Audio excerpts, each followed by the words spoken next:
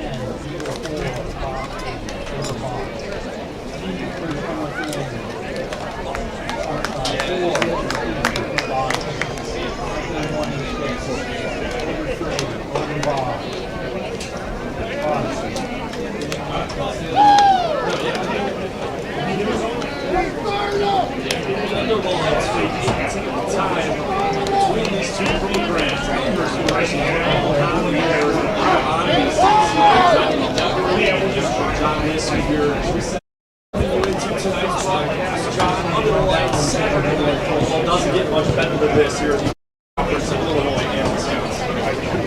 Yeah, it should be a great game.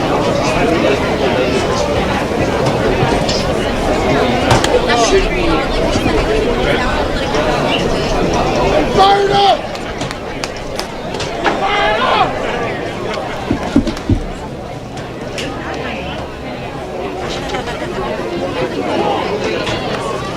The best players on this team, but the pocket passing definitely has to improve. And the turnovers early on, especially in the game. But other than that, it should be a great game. With the coin toss here right at midfield. Elmhurst deferring to the second half, donning The Elmhurst Blue Jays have the won the navy South blue State home uniforms here tonight. Augustana 3-1 record, 2-1 here in the conference. Entering play tonight, they have not lost a game away from Rock Island. And they'll look to keep that rolling here this evening. Couple of quarterbacks. I mentioned John Odom, the senior on the Elmhurst side. Jimmy McCuh, the sophomore, a Chicagoland kid. Taking snaps for Augustana, 8 touchdowns to 3 interceptions this season. And after last year for Augustana, what was a retooling, rebuilding year, 4-6, 3-6 in CCIW play following a very good 2023 season. They're back on the right track here in 2025. What else are you looking to see from this Elmhurst squad here tonight as they look to snap that 3-game losing streak like you mentioned? I'm definitely looking on some defensive line improvements. Last game, their defensive line in the first couple quarters was pretty solid, but then towards the end of the game, they sort of fell off a lot, and there was a lot of rushes. If they can capitalize on their defensive line and make it more successful, I think they definitely have a better shot to win this game here. Yeah, homecoming last week for Elmhurst, a 31-7 loss against Carthage. They follow up tonight by going on the road in back-to-back weeks. They're down in St. Louis next week against WashU, and then they'll head to Carroll on the 25th. So they'll play in 2 different states the next 2 weeks before returning home for Senior Day on the 1st of November against Wheaton. They'll also take on North Central on the 8th before heading to Milliken to close out the season down in Decatur. It's the breast cancer awareness game tonight here in Elmhurst. You see the pink accessories for the Blue Jays, arm sleeves, undershirts, gloves as well, and 2 men back deep for Augustana. It'll be Logan Turney to boot it away for the Blue Jays to get us going under the lights here tonight on the campus of Elmhurst.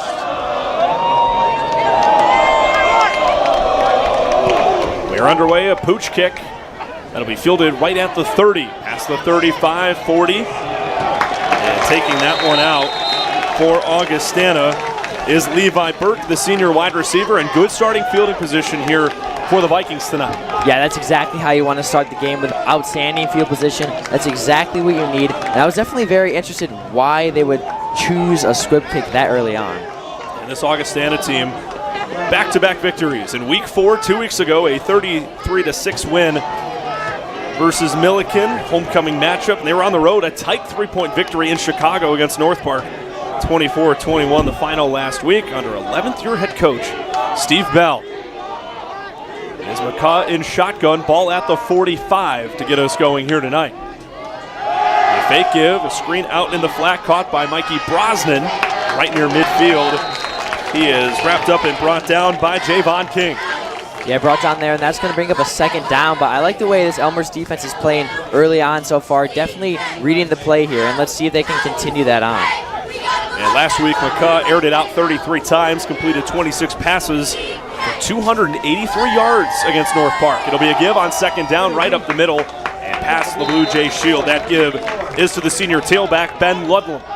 Yeah, just a nice little run there, and that's going to bring up 3rd down. First play so far in enemy territory, and this is going to be a big one here. It is Ludlam and Josh Lim, the 2 primary tailbacks for Augustana.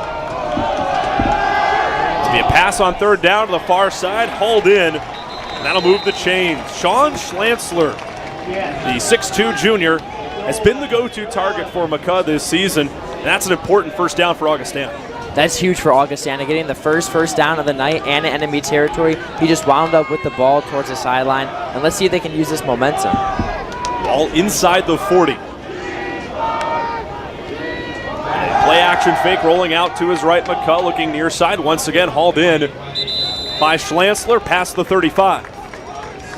Yeah, once again a play action like you said, and I really like that play as he rolls out to the right, just airs this one out, got what he can get on there, and then winds it up to the 30. Looking at McCaw this season, 27 carries for 65 net yards and a touchdown. He's not a scrambler, so to say, but he has the athletic ability to extend plays and keep things alive, and that's important for offensive coordinator Keegan Jones.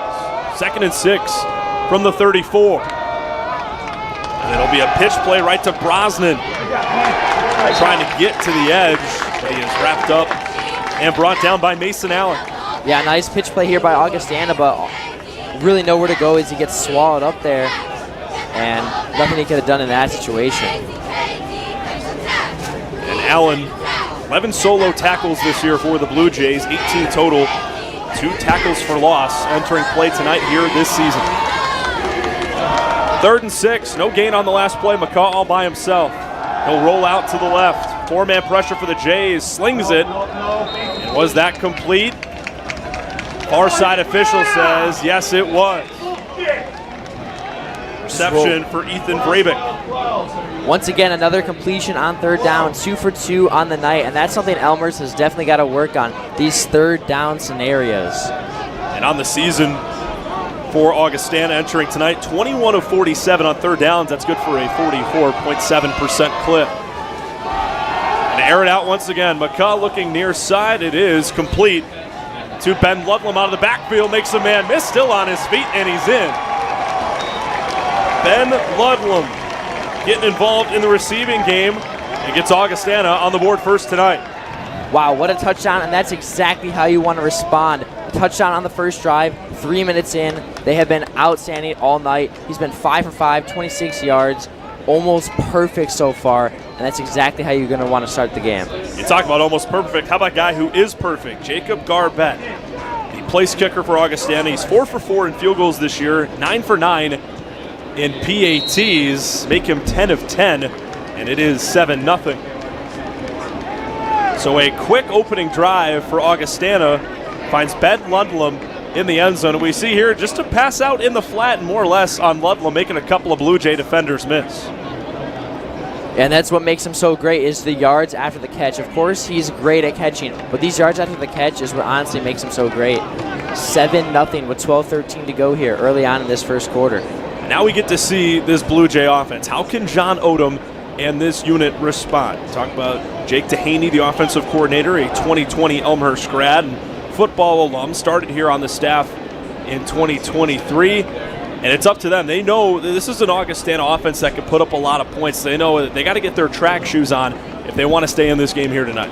Yeah, you got to score, and you have to score early. But the main thing I'm looking for is no turnovers. 2 out of their last 3 games, they've had a first drive turnover, and that's really not how you want to start a game, especially when you're already down 7-0. And for Ben Ludlam, that's his first receiving touchdown of the campaign.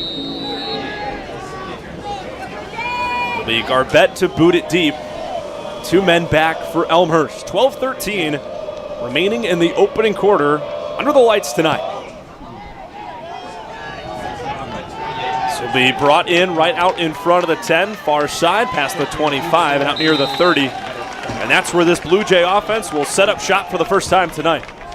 So some solid field position here as we bring out Odom and the Blue Jays for the first time tonight. Let's see how they respond after that Augustana touchdown. Yeah, John Odom last week against Carthage aired it out just 15 times, completed 7 passes for 125 yards. Did get 10 carries on the ground for 29 net yards. So we'll see what the plan is early and how they want to get him involved. And his counterpart on the other end, Jimmy McCaw, 6 of 6 for 52 yards and a touchdown on the opening drive.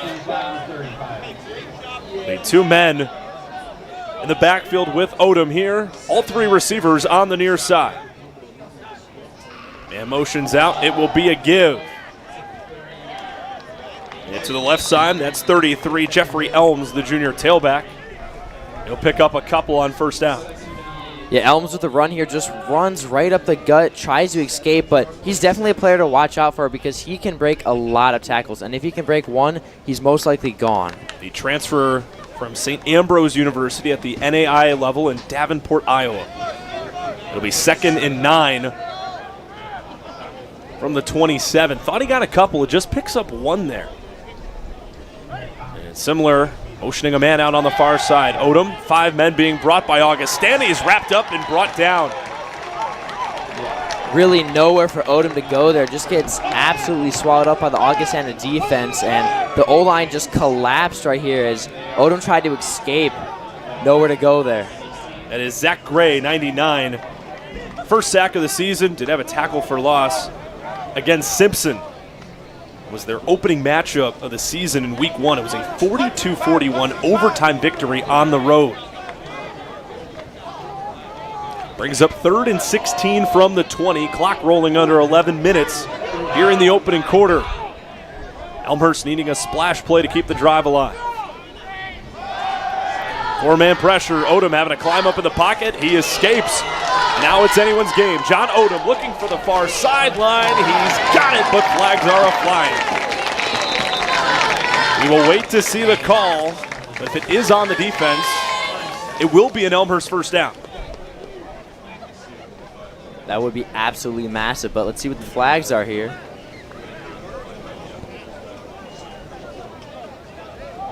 Just hoping it's not a hold on the Blue Jay offense. If you're just joining us, opening drive touchdown for Augustana. It's Ben Ludlam out of the backfield. His first receiving touchdown of the season. Jimmy McCaw, the quarterback for the Vikings, 6 of 6 on the opening drive. That was a 26-yard touchdown, and it will be a hold on the Jays. An unfortunate way to wipe off that nice rush by Odom. We see here him climbing up in the pocket. Yeah, Odom with great awareness there, just breaking a tackle and taking the room he can get, just really rolling right, and honestly a great play from him, but just, of course, very unfortunate that it was held back, and this is going to bring up a 3rd and long here. And you look at this Augustana defense, 9.5 sacks as a unit entering play here tonight. That's over 2 per game. Know they can get pressure, so that's something for Odom to have that mental clock, right, of climbing up, okay, 3 seconds, I got to look to get out. Just because of how well they rush the quarterback, and here it comes again. Odom scrolling out on the run. He's got a man wide open, pass complete. That's Desmore on the far side of the field. And it's a foot race. He's pushed out near the 20. Huge play, and once again another connection from Odom to Desmore, and they've been hot all season long, especially towards the sideline. He rolls right, tries to find an opening, definitely the second in coverage, and just takes that, exactly what you need after that penalty. Broken zone coverage there for the Vikings. Pushes Elmhurst well into Augustana territory. The senior Seth Desmore had just 1 catch for 29 yards, last week. Now has 12 catches for north of 100 yards on the season. That's a big completion. It's at the 22 of the Vikings. Another give to Elms on first down, trying to bounce outside of the tackles. And he has brought down Dino Hunt, the linebacker, the first one there on the case.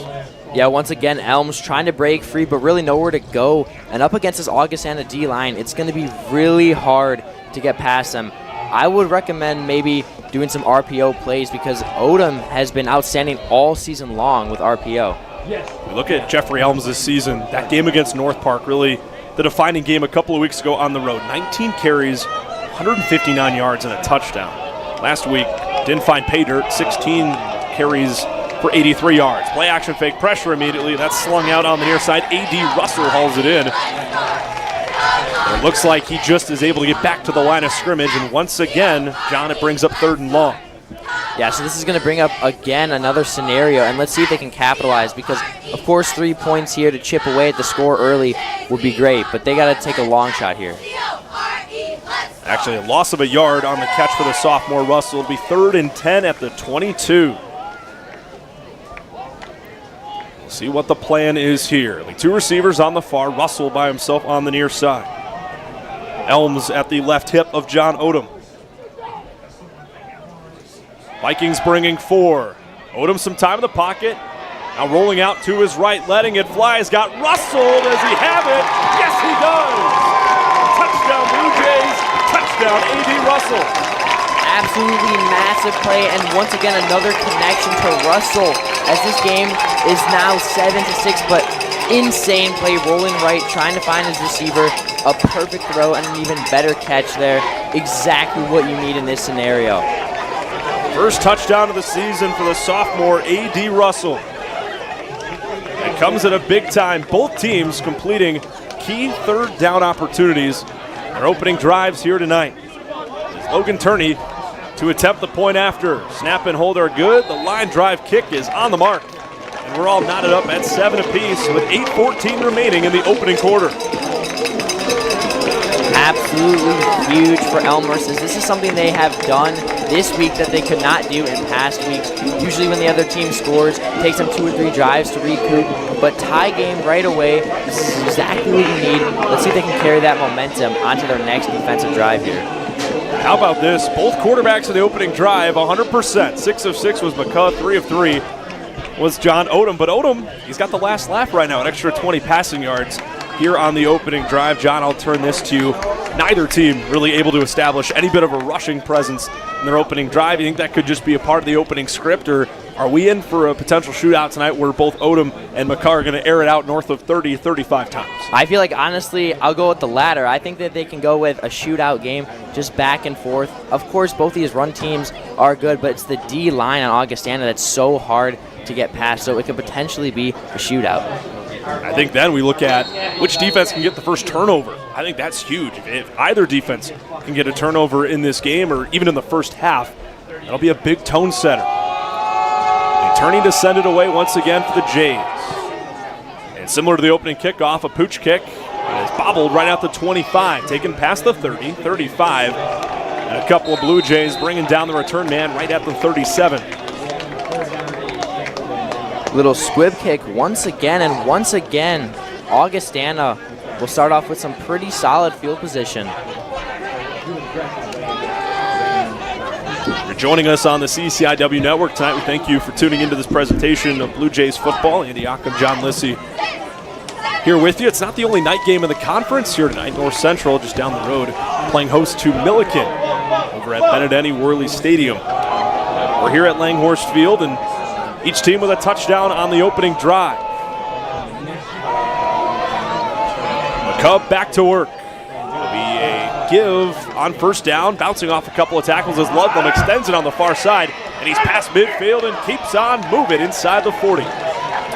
Wow, what a run, and that is the best run so far of the night. Ludlam already with the touchdown on the night, takes the ball, finds a small gap after just breaking that, and once again, the second play of this drive is going to start in enemy territory. Credit Max Castle, the left tackle, on the left side of that offensive line for Augustana, holding their blocks and allowing Ludlam to bounce off and extend that rush, and he gets it once again in motion and has an opening past the 30 and is brought down at his shoestrings. Here the first down marker on the stop for Elmhurst. That would be 24, Jonathan Wells. Ludlam again, back-to-back outstanding rushing plays, and he already has a touchdown, so it's going to be hard to stop him. You definitely got to watch out for him in future plays. The senior tailback last week, 17 carries, 65 yards, averaged under 4 yards per rush, and didn't get involved in the receiving game a whole lot against North Park, but having the opening touchdown here tonight in the air. McCubb dropping back.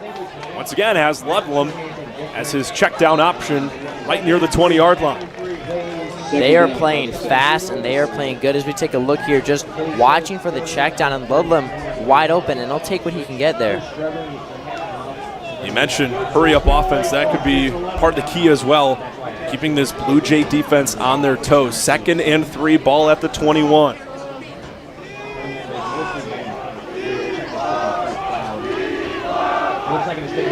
Four receivers in total for Augustana. Now one motioning over to the far side. That's Mikey Brosnan, the junior, who's got a couple of grabs already tonight.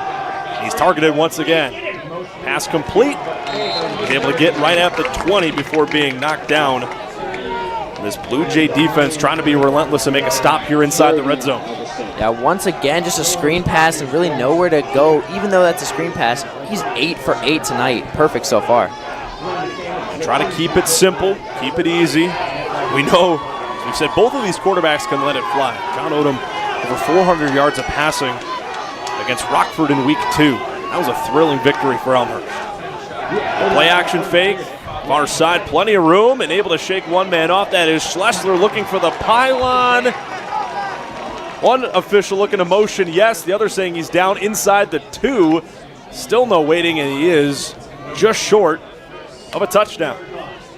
Yeah, so once again, another RPO play there. Reception by the sideline, breaking free, and he gets just shy of the goal line. So this is going to bring up a very close play here. Already the 3rd catch of the night for Sean Schlansler, 6'2 junior, 3 catches, 32 yards, had 7 grabs for 128 yards last week. And he battled the Vikings here in the CCIW. Right near the goal line once again. In the red zone this season, Elmhurst 13 of 15 in scores. It's a snap right to Ludlam, pushing through the line, legs churning, but he is brought up short. That could have been absolutely huge. Would have been Ludlam's 2nd touchdown of the night. A little wildcat formation, just trying to run that one in, but against this Elmhurst D-line, in this depth of the field, it's going to be hard to get past them. Right at the goal line under center, McCubb lost the football. And there is a pile right at the goal line. Who's got it? This would be absolutely huge. I think Augie's got it. It was McCubb who fell on it. We heard the Elmhurst coaches just to the right of us. High stakes here in the first quarter. Feels like we're in the second half, but with how both of these offenses responded to start today, we know that every drive in this opening half is going to be extremely crucial. Yeah, McCaw again with a little slippage there, but great awareness to just jump on the ball, know your role in this situation. You know you can't really advance the ball. You just got to get on it at that point. The 3rd and goal right at the 1.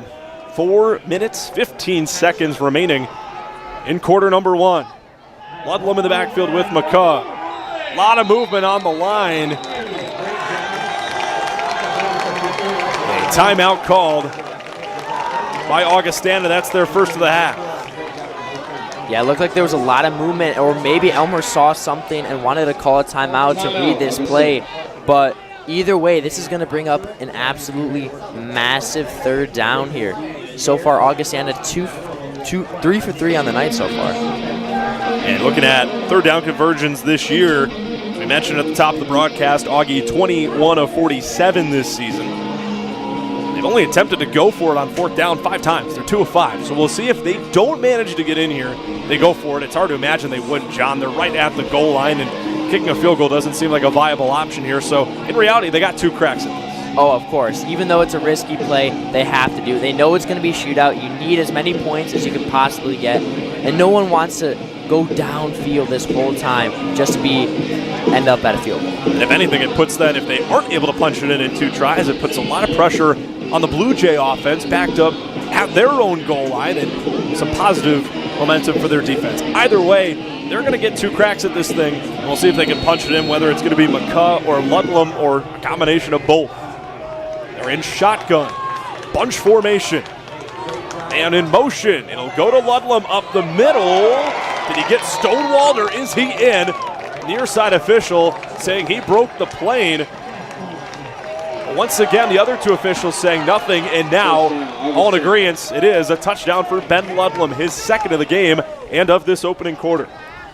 Once again, another touchdown. 2 touchdowns already in this first quarter for Ludlam, as it's going to be a very good battle so far, and really nothing you can do up that middle.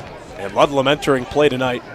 1 total touchdown this year. It was on the ground earlier on in the season. He now has 2 in this opening quarter. Snap and hold are good. Garbett with the right leg makes it 14-7. Good. 3 drives, 3 touchdowns between Elmhurst and Augustana here in each team's 5th matchup of the season. Yeah, it's been a great battle so far, 3 for 3, and let's see how Elmhurst responds to this. But just going back to that, Augustana had an almost perfect drive, 9 for 9 on passing, even though they are lacking in yards, only 77 passing yards.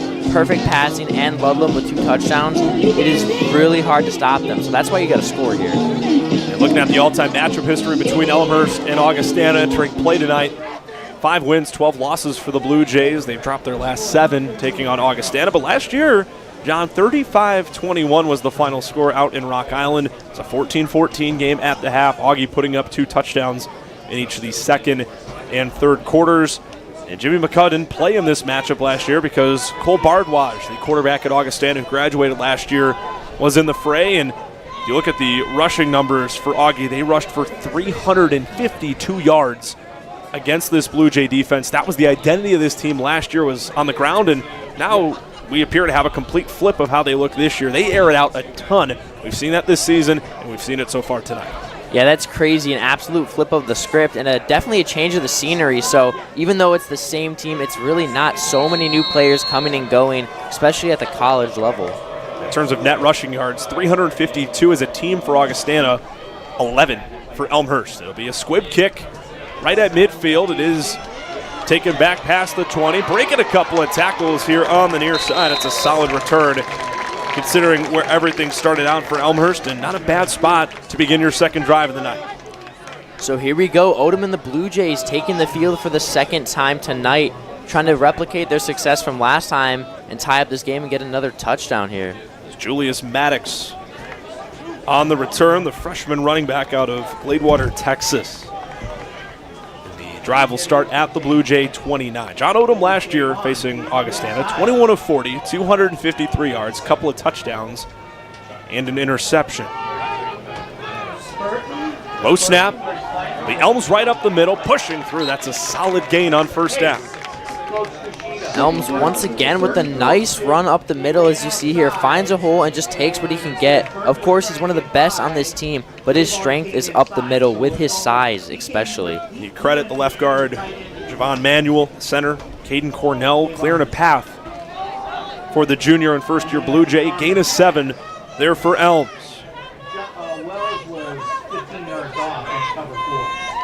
Odom drops back, 4-man pressure right over the middle of the field. It is incomplete. Pass intended for Seth Desmore. Yeah, an overall well-rounded play. Just Desmore could not come up with that, as that one just goes right through his hands at around midfield. And Desmore had the big reception on the opening drive for 51 yards on third down. That extended it. Each team tonight completing 2 big third downs on their opening drives, and now Elmhurst tasked with that once again here on 3rd and 3. This is going to bring up a big one. So far, they're 2 for 2 on the night. There's defensive coordinator Dick Maloney. He's been around this game for a long time on the Augustana side. Jake Dehaney, the offensive coordinator for the Jays. Odom will take it himself on the near side, trying to get the edge. He is taken out of bounds right at the Blue Jay sideline. A couple of Vikings in on the stop. Toby Split was the first one there. Yeah, it looks like Odom's going to come up short, but a great awareness play. He noticed that no one was covered. It was not a good scenario. He just had to take that one and do what he could do, but overall, unsuccessful attempt there. They're going to say it actually did move the chains, right at the 39. I thought he was short as well. The Jays will definitely take it. 1st and 10, clock just north of 3 minutes to play. Well, in that case, now they're 3 for 3 on third downs. We take back everything we've said. The receiver on the near, 2 on the far. Once again, Elms right to the left of John Odom. And once again, low snap and now to the hands. He'll pitch it off on the near side. And that'll be 26 on the pitch. That is Mason Leach, the sophomore running back, who is getting his first action. Didn't play last week. Last played on the 20th of September a couple of weeks ago. Came against North Park, and he's getting involved here in the first quarter. Yeah, Odom did what he could do after not being able to catch that snap. He really just had to pitch it back and hope for the best, maybe set up a block, but overall, a loss of 1 is not too bad in that scenario. I should say that'd be the Wesleyan game Leach last played it, so he's been out the last 2 games. It's good to see him back in the fray. Play action fake to him. Here will be a dump off to Elms and a lot of green grass in front of him. He's got the first down and more into Viking territory. Huge play and an even better play action pass there. Odom really sells the hard count there and then just airs this one out right to Elms as he works his way up towards the middle of the field. Huge play for the Blue Jays. Ball spotted at the Augie 46. The opening drive touchdown went to A.D. Russell, the sophomore's first of the year. And the leading receiver for this Blue Jay squad in terms of catches, 16 grabs entering play tonight. He's got 2 catches here this evening. Odom drops back, looking down the field, has a man in and out of the hands right near the 35. Pass intended for Preston Samar. Yeah, ball at midfield here as Odom just guns this one right up the middle. That'll bring up 2nd down. Clock stopping at 1:39 in this opening quarter. Not a bad idea. Samar, 13 grabs, 168 yards, and a touchdown this season. The sun has fully set here at Langhorse Field. It's a beautiful October evening. These Blue Jays looking to even up the score back end of this first quarter. Blitz being brought. Odom looking far side of the field. This pass is picked off. Intercepted by Travis Knezevich, the sophomore out of Henderson, Nevada, and the Vikings will take over. Once again, another turnover here from Odom as he just airs this one out towards the right side. And the second drive, already a turnover, a common theme so far early on in this season. The first 3 drives, almost of every game, has been a turnover, and you cannot afford to do that if you want to win games. 3rd drive of the quarter and of the night for Augie will start at their own 30.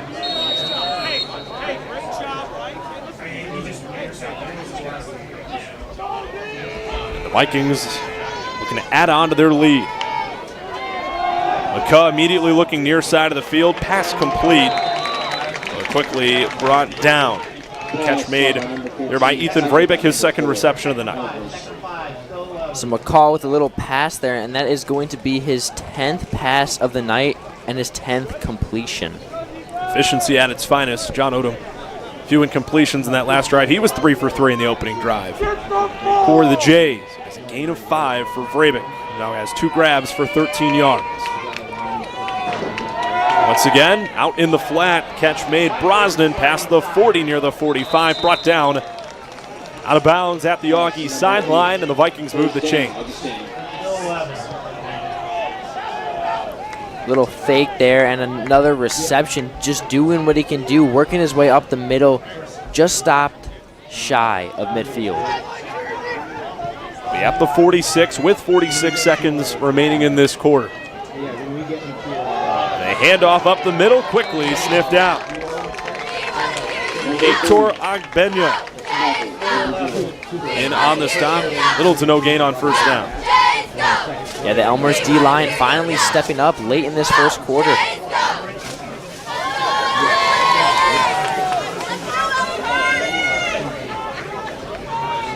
This could be the final play of the quarter. Augustana doesn't have to snap it here if they don't want to. McCall motions a man over. That is the tight end, Jake Miller. They will snap and have one last play. McCall rolling out to his right, looking over the middle of the field. Pass complete, making a defender miss as well. In the process, making a couple of miss is Schlanzler. And he's inside the 35. That is how the opening quarter will run down. Once again, McCall with another great play, and all 3 of their drives are going to end in enemy territory. You could not have asked for a better way to end your first quarter. 14-7 Vikings following the opening 15 minutes here tonight at Elmhurst Field.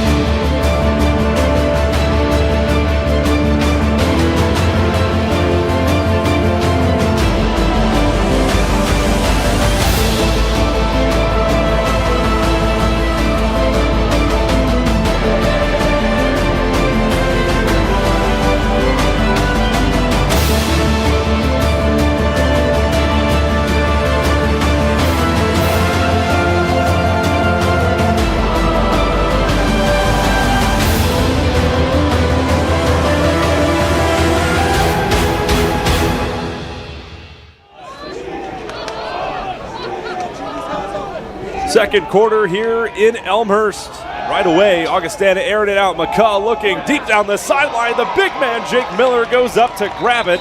That's one heck of a catch. He's brought down inside the 5.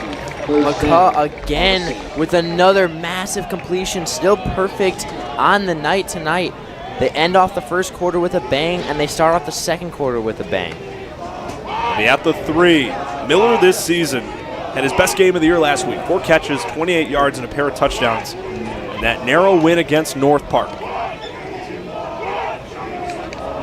Augustana looking to go 3 for 3 in touchdowns for their drives here tonight. They give up the middle to the right side, right near the goal line. He is just short. Once again, the Vikings looking to push it home. Nowhere really to go there, but it's going to bring up second and goal here. William McCaw and a tush-push right at the goal line. He is in. Touchdown, Augustana. Huge touchdown there, and like you said, the tush-push, and that's exactly what you need. You need to be able to capitalize off of turnovers and make them into touchdowns. That's going to be huge for McCaw, and what a play. The first play of this drive, or I should say of the second quarter in this drive. A big completion on the far sideline to Jake Miller. Let's finish the rest of the way. 20-7. Jacob Garbett looking to go 3 for 3 in PATs. And a flag flies The kick sailing through the uprights. We'll see who this is on. It appears to be encroachment on the Jays, so that doesn't matter. Kick is good. And it is 21-7 with 13:59 remaining in the first half. Yeah, great touchdown there from Augustana, but let's see how the Blue Jays can bounce back. A touchdown would be absolutely massive, but even more importantly than that, just not turning over the ball. You cannot have back-to-back turnovers in back-to-back possessions. It's all about responding. What can this Blue Jay offense cook up? It's a fantastic opening drive. It's textbook, picture perfect. Now it's about how they can make adjustments to this Augustana defense. If you look at what the Augie defense has done this year, 324.3 yards allowed per game on average this year. 218 of those have been in the air, 106 on the ground. So you look at that if you're Elmhurst, they can air it out. John Odom's been able to do it at a 400-yard passing game against Rockford this year. You have to tap into that a bit more here as they head out for their first drive in the second. Of course, especially when this Elmhurst O-line really blossoms and gives Odom space and time to run. He can really, truly air out the ball. And like you said, that Rockford game, a 400-yard game, huge. And both defenses, pretty similar. You look at in terms of what the Jays allow, way more yards through the air. And the kickoff hauled in. Once again, it's 28. Julius Maddox hit hard and brought down inside the 20. Yeah, Maddox brought down pretty hard there. And a very solid kick pinned down at the 5. Big kick. And now we'll see what the opening few plays look like in this drive for the Jays. We mentioned first-year head coach Mike Heffernan. This is a younger staff, seeing what they can kind of add here. And just learning to grow and make this program as elite as possible. A few tough losses here the last couple of weeks, but you look to that week 2, your first week, they had the bye in week 1 to the Jays, that 34-30 victory against Rockford. All the excitement that went into that. Odom up the middle is able to bounce off 2 tacklers.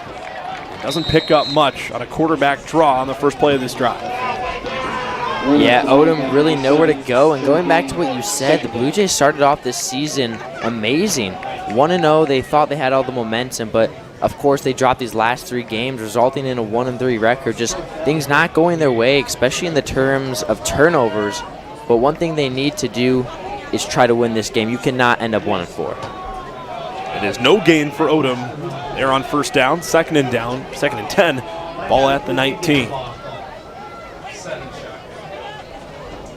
And it'll be a give to Elms. Working around the left side, is able to cut it back. Shedding 2 tacklers, keeping his legs up. Nice job there by Jeffrey Elms. He's able to pick up a few and make it third and a little bit more manageable for this Jay offense. Yeah, Elms, once again, even though the rush wasn't too long, he did not want to go down. He broke a lot of tackles, and that is going to bring up another third down here so far. 3 for 3 on the night. That 33-yard catch for Jake Miller. That's the one you're going to look back to in this opening half. It's a real difference maker. The big man went up to get it. It led to the touchdown. 6'3" senior tight end on the Augustana side. 3rd and 5 at the 24. 4-man pressure. Odom, plenty of time to operate in the pocket. Scanning, looking for options. Will now roll out on the near side past the 25. And is hit hard, brought down at his own sideline. In on the stops the man with the interception tonight, Travis Knezevich for Augustana. Yeah, and that's going to be the first time Odom could not convert there. Is Odom just trying to scramble, trying to work his way out, and really just takes what he can get, and then gets brought down hard there. But they're going to result in 3 and 4 so far tonight, early on 3rd downs. They're going to punt this thing away. It is 4th and 1 at the 28. Brings out Giovanni Orestano. 17 punts this year for him. His average just north of 40 yards. And a high arcing punt. Fair catch called for right near the 40. That's where it's brought in. 31 on the fair catch call for Augustana. That is the sophomore running back out of Geneva, J.J. Gamlin.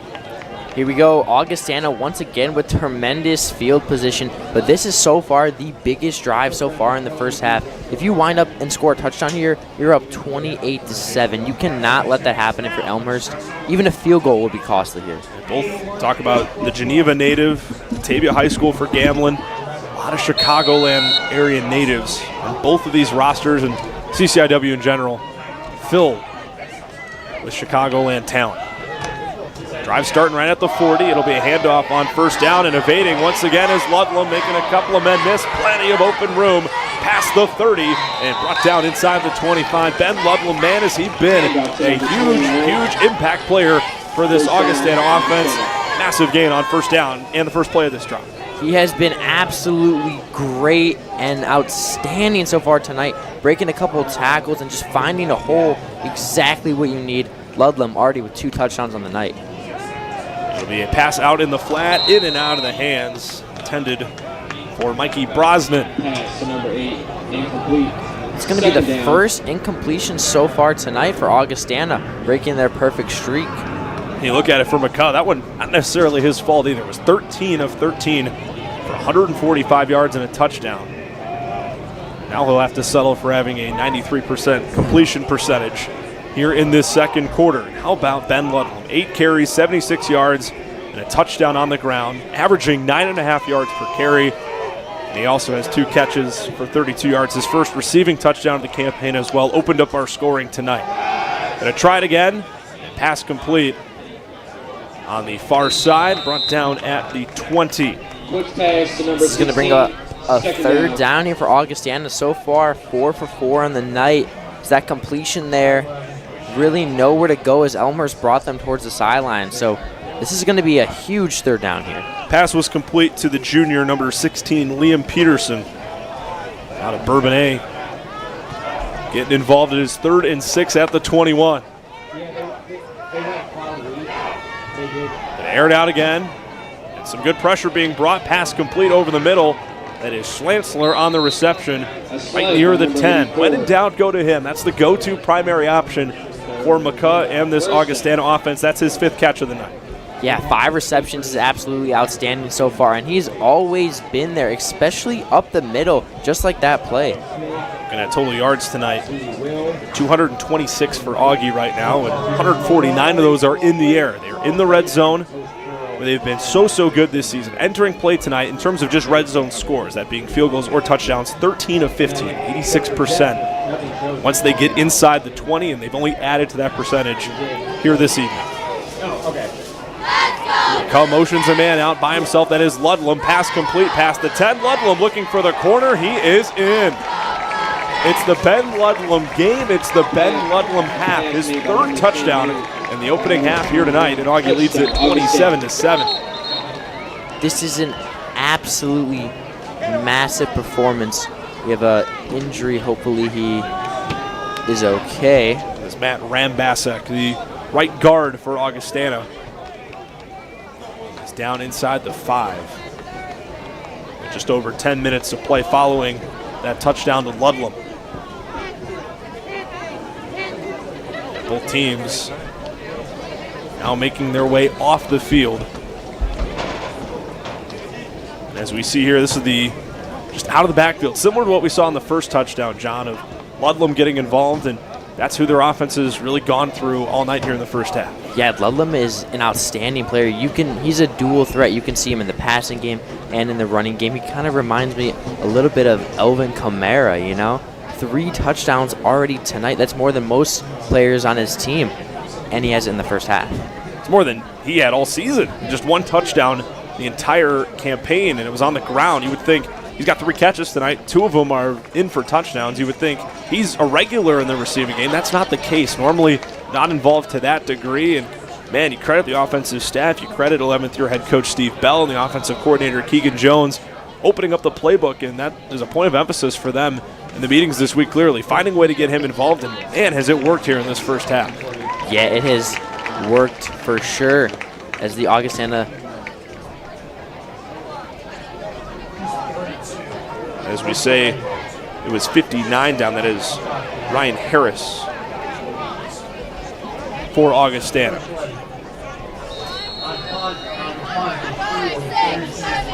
point after attempted here by Garbett. It is a fake and a design fake rollout, and the Vikings are going to bring this in for 2. Oh, you don't see that every day. There's Jack Gooch, junior quarterback and holder out of Oak Park, walking that thing in, and it's 29-7. Wow, that was a huge play, and definitely the last thing you're expecting. Down this much, you're not expecting that, but a perfectly executed play design here. We're going to see the snap and a very clean spin move. He's just going to roll right in towards the corner. Last thing you're expecting if you're Elmhurst. I'd say you'd expect it maybe a bit if it's a tighter game. Last thing you're expecting if you're up by 3 scores. It's the 4th touchdown of the night for Augustana, and especially with the kicker like Garbett, who, as we mentioned, hasn't missed a field goal this year. Is 4 for 4, and including tonight is 12 for 12 on the season in PATs. He's money. But hey, Augustana trying some things out here, going deeper into their playbook, especially on special teams. Plenty of time to go here in the first half, and plenty of time for this offense on the Elmhurst side to respond. They need a score here, preferably 6. Oh, of course. With a 3-1 team like Augustana, you really don't know what's going to happen, but a score here would be huge to try and cut this lead. 1 interception tonight. That takeaway, we mentioned it right after each team scored on the opening drive. Who can get the first takeaway? That was Travis Knezevich, the sophomore corner on the Augustana side. This kick is short, and it bounces and just dies right at the 17. It is picked up and brought back by the receiver, Preston Samard. So you see the fake on the PAT. That doesn't happen often, and it's very much like you're chipping with your pitching wedge onto the green. That ball just hit the turf and died. It didn't really move all that much, and a nice return. At least Elmhurst able to fall on it, because at that rate, if Augie would have fallen on it, it's their ball. It's not like a punt where you down it downfield. That's where the drive starts. So good awareness there by the backmen to cover that and take off and at least get some positive yardage out of that kickoff. Yeah, you truly really don't see that often, the ball in that circumstance, unless it's raining. That's a really rare occurrence, and luckily Elmhurst wound up on top of that one. Be at the 26, exactly 10 minutes to play in the opening half here tonight at Langhorst Field. And roll out, it'll go to Elms. Bounces off, one man thrown his way, able to push it beyond the 30. That wasn't really a tackle attempt. That was just his blocker shoving the defender right into him, but credit to Elms for able to keep his center of gravity. Good balance there to make that a positive gain on first down. Yeah, great job by Elms there, staying on his feet, and I like how Elmhurst is starting the first play with Odom and an RPO option. Another injury, 72. That is Caden Cornell, the starting center for Elmhurst. That's important to note. And seeing the offensive line, we've had one lineman now go down in each of the last 2 drives for both teams. Yeah, he's slowly walking off here. Hopefully he ends up being okay. And for Elms, that was a gain of 6. Ball spotted at the J32.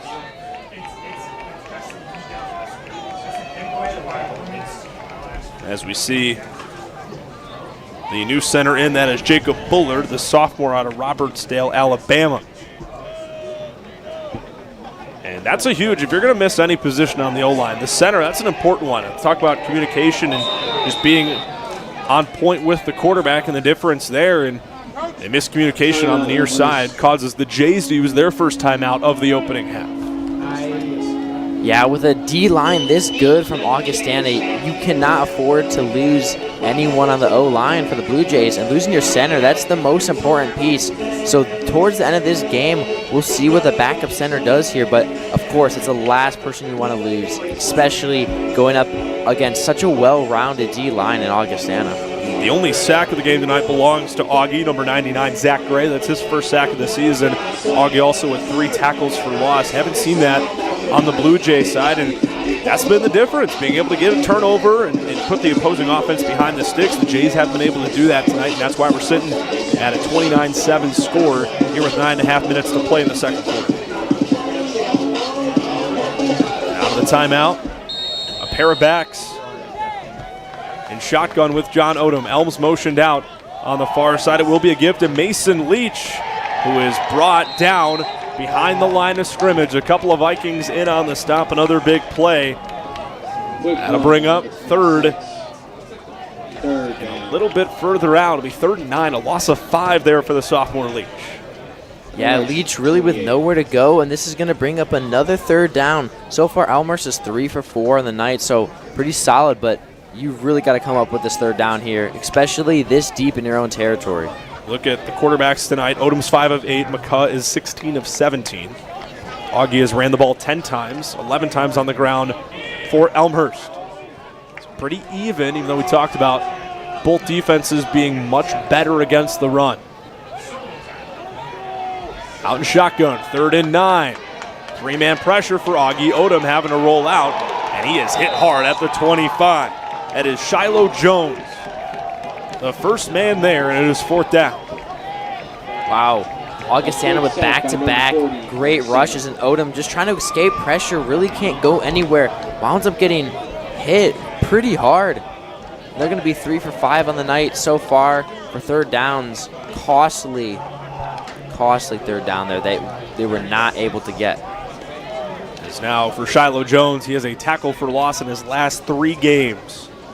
His lone sack of the year prior to tonight came against Milliken. 4th and 11.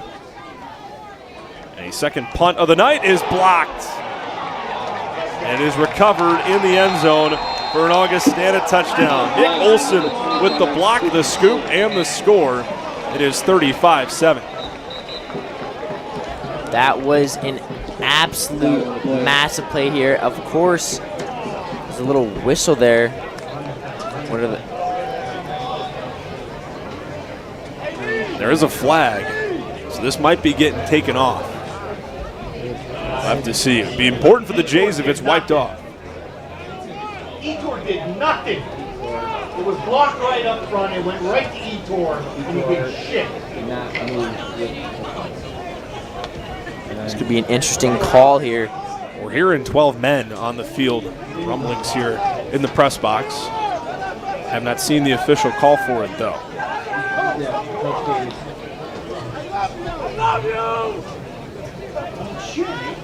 Under 8 minutes to play in the first half. It was called right. It was blocked right. Etor just fucking whipped. Didn't do anything. Didn't move his feet. The hold on the Vikings. It's an automatic first down for the Jays, and the touchdown wiped off the board for Augustana. And Elmhurst can breathe a big sigh of relief, and we see it here. We'll see the block. And the man who let 25 on the Augustana side, once again, that was blocked by Nick Olson. That is Etor Agbenya that led him right through.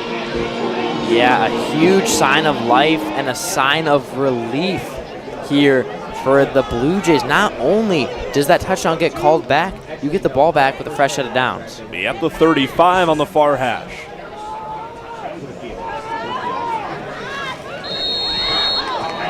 We'll see what Elmhurst can do with the opportunity here. Let's see if they can capitalize off of that with a fresh set of downs here. A lone receiver originally on the near side was A.D. Russell. He is joined by Seth Desmore. And some movement on the line before the snap, and this will put Elmhurst behind the chains with that fresh set of downs. Yeah, the last thing you need is a false start. I wonder if it could be this new center in just trying to get used to the game here.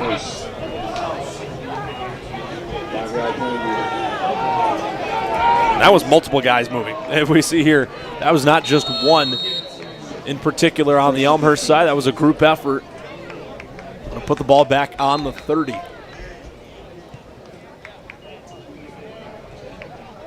After the first quarter went about half an hour, we've had some more stoppages in play, more penalties, more pass incompletions in the second quarter, and honestly, teams are airing it out a bit more on both sides.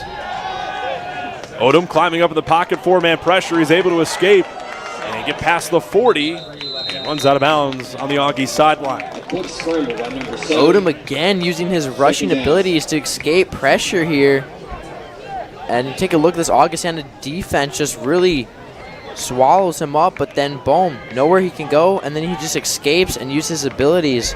Most quarterbacks would not have been able to escape there, but Odom escapes that one and gets the first down. You talk about the internal clock, the 2nd and 3, having that mental awareness of when you know your time is up and when you have to try and extend the play with your legs. It'll be a give to Elms, and he's immediately stonewalled up front.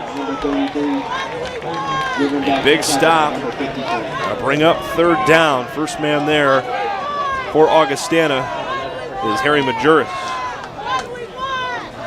Yeah, he really just ran into a brick wall there, nowhere to go, and this is going to bring up a 3rd down. So far, Elmhurst is 3 for 5 on the night.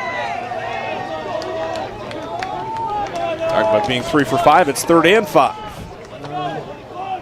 Clock rolling just above 6:30 to play in the opening half.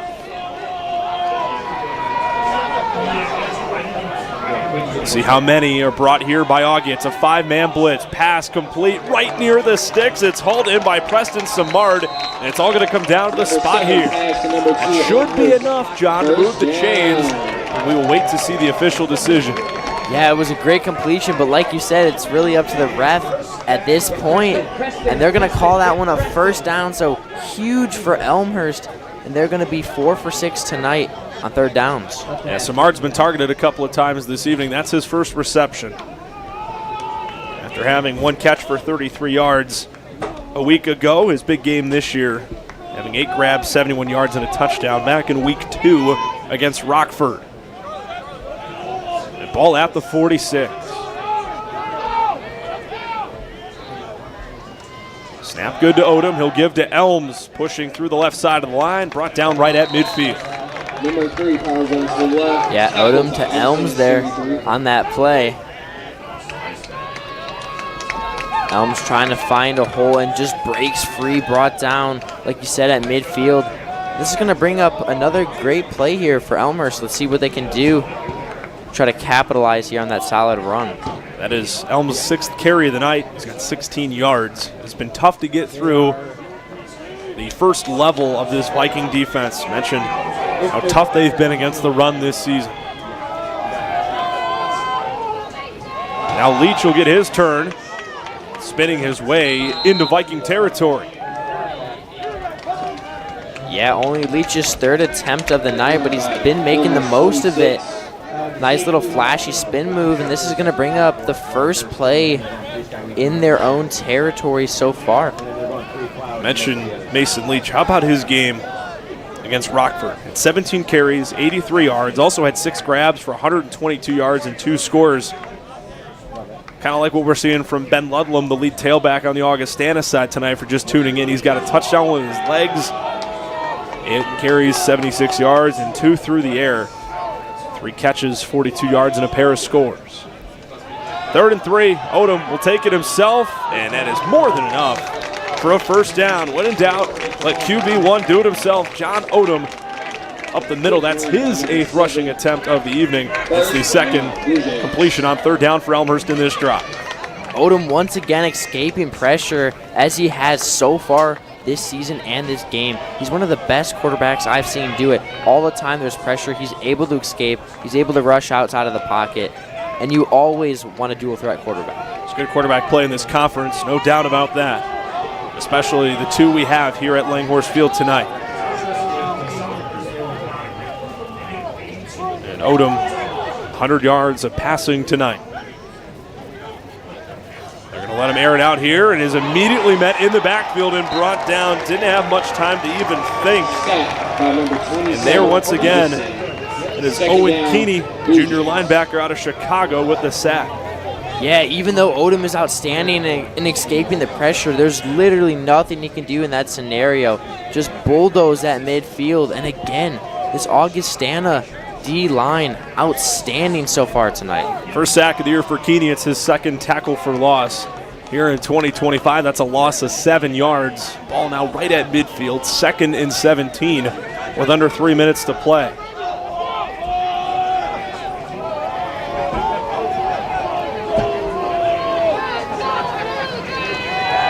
And 4-man pressure. Odom once again can't escape. On the far side, that is Ryan Gustafson, his second sack of the year, third sack of the night for the Vikings. Yeah, this Vikings D-line has been unstoppable. He had a small chance to get out, but he ran right into pressure. And wow, it's going to bring up another huge third down, 3rd and 23. And now it's inside the J45 after this set of downs began in Augustana territory. Even though Odom got swallowed up there, a pretty solid night so far with 100 yards on the dot and 1 TD so far. That'll be the 2-minute timeout here at Elmhurst Field. If you're just joining us, each team with a touchdown in the opening drive. It has been all Vikings ever since. 29-7 our score. Danny Ockham along with John Lissy here on the CCIW network. And John, we mentioned after the opening drive, both teams getting ready to have their track shoes on tonight. The Jays just have not been able to come up with an answer after their opening drive touchdown. Yeah, only one team put on those track shoes so far tonight, but it's not too late to flip the script here.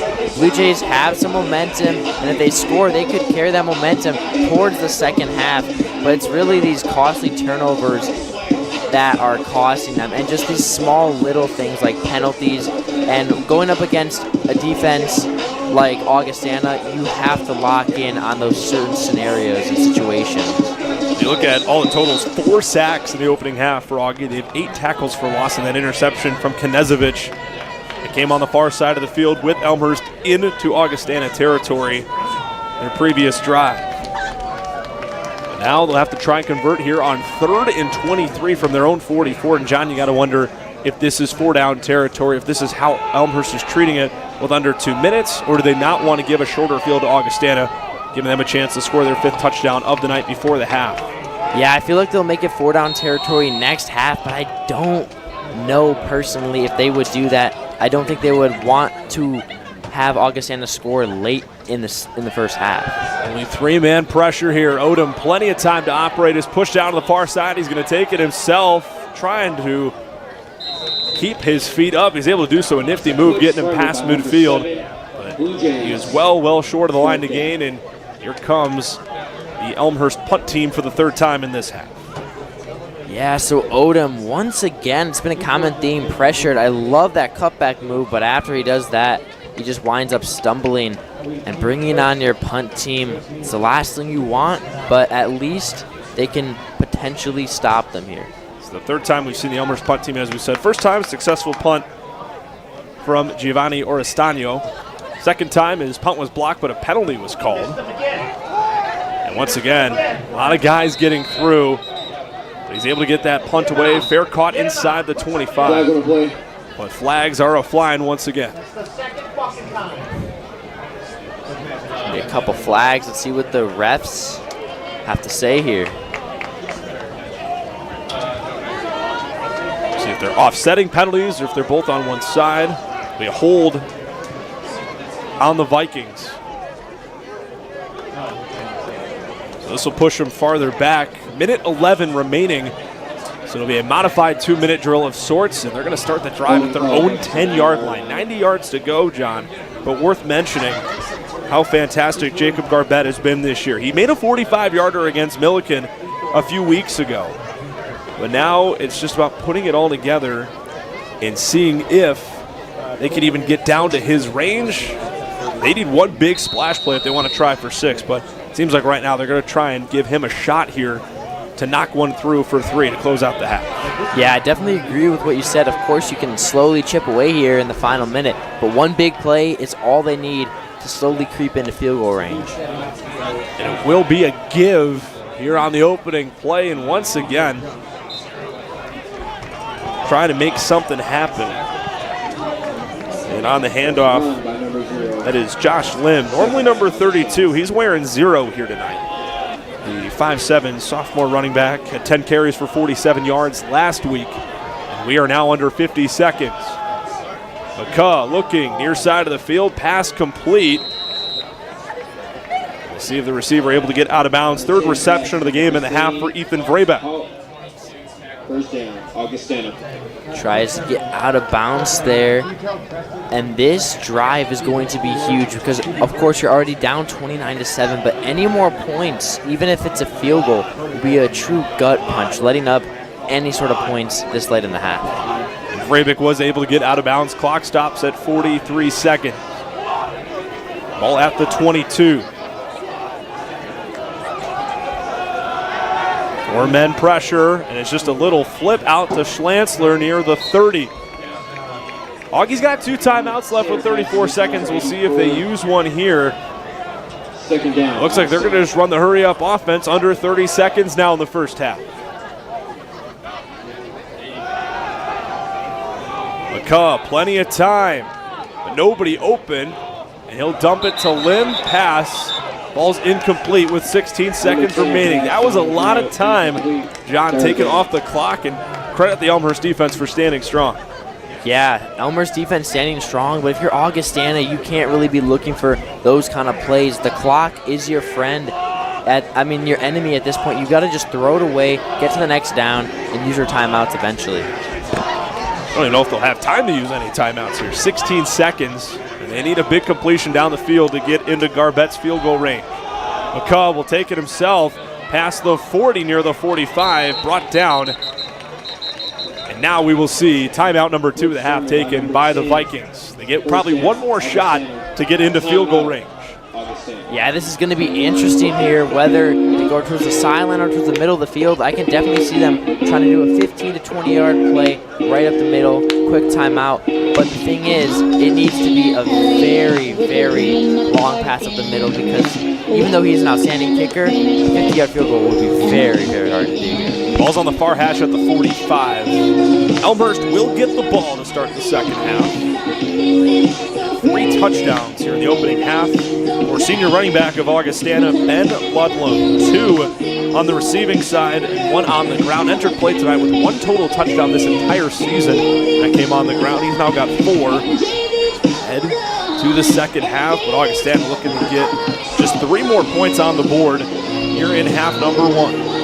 Yeah, Ludlam has been having an absolutely massive game today. 3 touchdowns, and who knows, he could get some more later on in the second half. But it's not only touchdowns that make him outstanding, it's the jukes, the cutbacks, everything, honestly. And in shotgun, 3 receivers in total in this formation for Augie. McCaw looking on the near side of the field. Pass complete to Vrabik, and he's out of bounds near the 25. That is more than enough to get into Jacob Garbett's range. And we'll see if Augie tries one more play with 5 seconds remaining. That is huge. You see him try the hard count there and just looks right away for his receiver. Perfect pass. Smart idea getting out of bounds. I think that's the best ball of the night we've seen from the sophomore Jimmy McCaw. He had that nice strike on the far side of the field for 33 yards to Jake Miller a few drives ago. Now here we have it. 5 seconds remaining. Augie's not going to run any more plays. Jacob Garbett looking to go 5 for 5 in field goal attempts this season.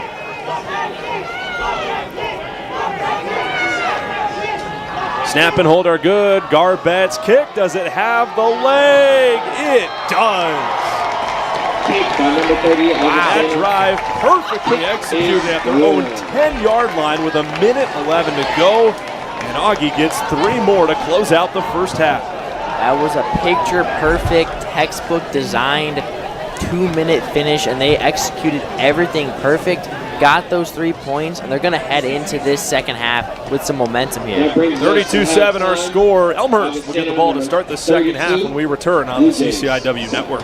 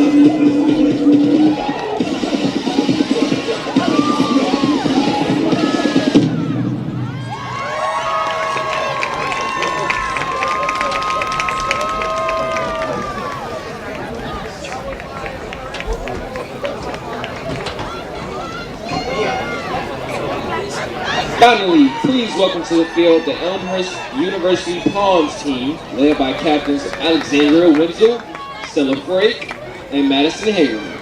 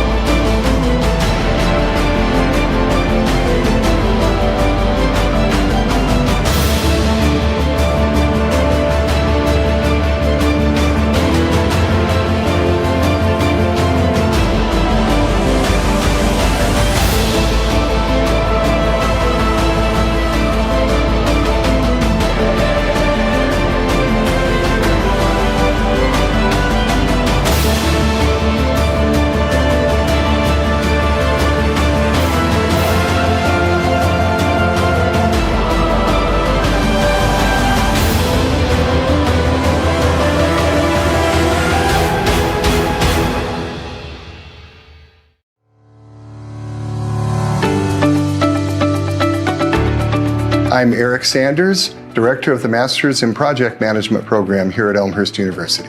The ideal student for a Masters in Project Management is someone with 3 to 10 years of experience who wants to learn how to lead work that has a beginning and an end. So it's not like a regular management job where you're managing continuously.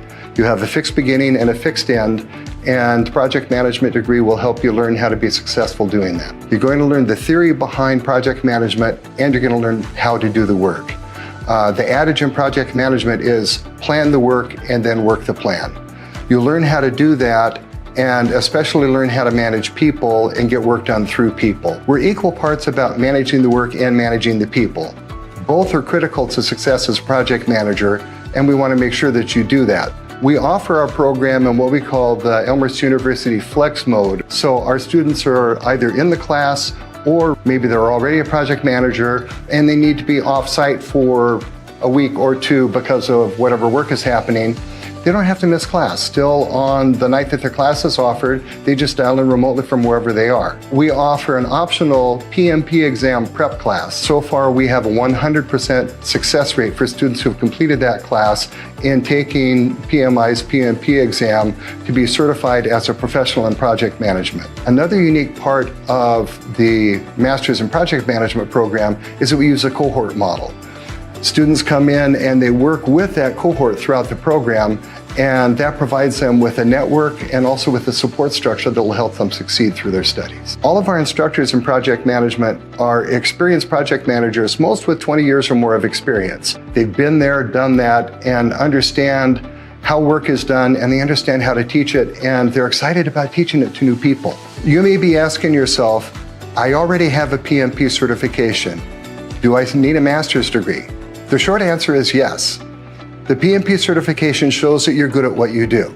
The master's degree will show that you're better at what you do and also will show that you're good at managing people as well as managing the work. That's going to make you a better project manager, and it'll also make you more attractive to employers. If you're interested in project management but not sure that you want a master's degree, we offer a certificate in project management that is essentially the first 4 courses in the master's degree program. That gives you a really good sense of what project management is and gives you a document that you can use to verify that with an employer. Also, those first 4 classes do count towards a master's degree. So many of our students who enroll in the certificate program decide, I really like this, and go on and complete the master's degree afterwards. My advice to someone looking to get an advanced degree is to commit to focusing on your self-development. It's going to take time and energy and effort, especially if you're working full-time, but it's possible. Commit to the time and commit to improving yourself, and you'll succeed.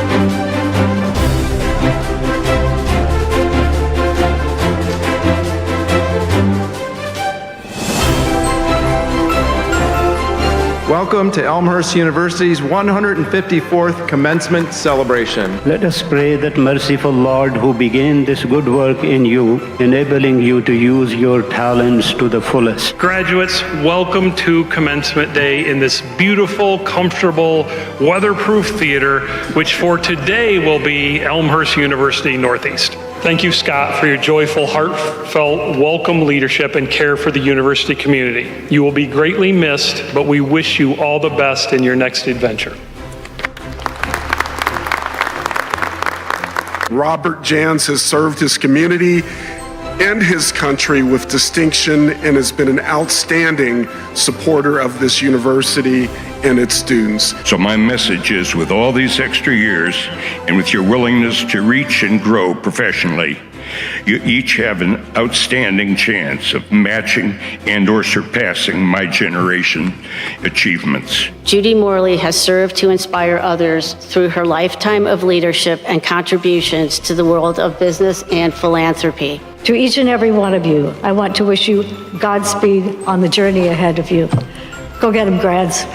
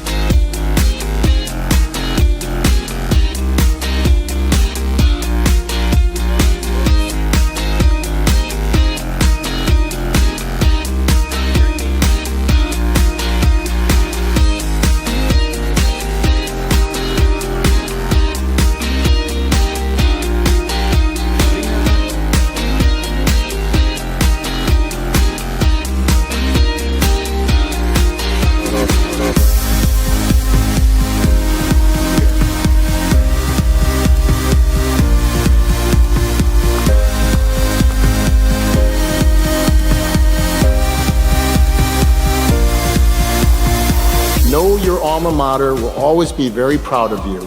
Now go forth and do well. The world now is too dangerous for anything but truth, and too small for anything but love. Therefore, go into the world with the grace that you have, the strength of this beloved university. Let's go, you guys, come on! Woo!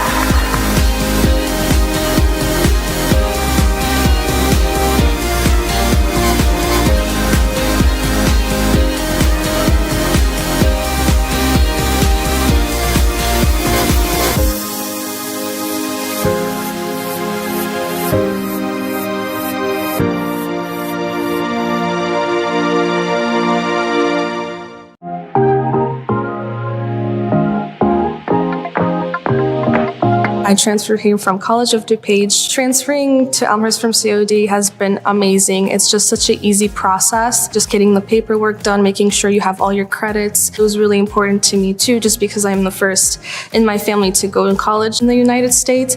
So they made sure that I have everything that I need to make sure that I do succeed here. The advice I would give to fellow community college students would be to come visit the campus. There's always students here that know the life and everything that's going on around here. And also plan out your next move with the counselors. What classes you want to take at Elmhurst, or maybe if the better move is to stay and get a couple classes done and then transfer.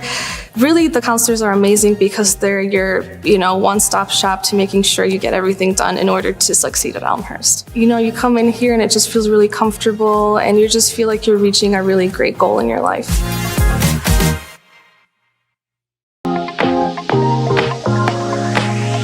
I take most of my classes at Triton College, and then I take a class or two at Elmhurst to kind of get a feel of like what I want my plan to be when I come here and get a feel of the whole campus with clubs and activities and everything. I think the major difference between the two is that Elmhurst really is a community sense, while as the two-year university, you're really preparing to move on. So those professors are really striving to teach you everything that they can within the short period that they have you, while as in a four-year university, they have you for a little bit longer so they can really develop a relationship with you and help you grow as a person. It's awesome to be able to feel at home at a four-year university before you fully commit.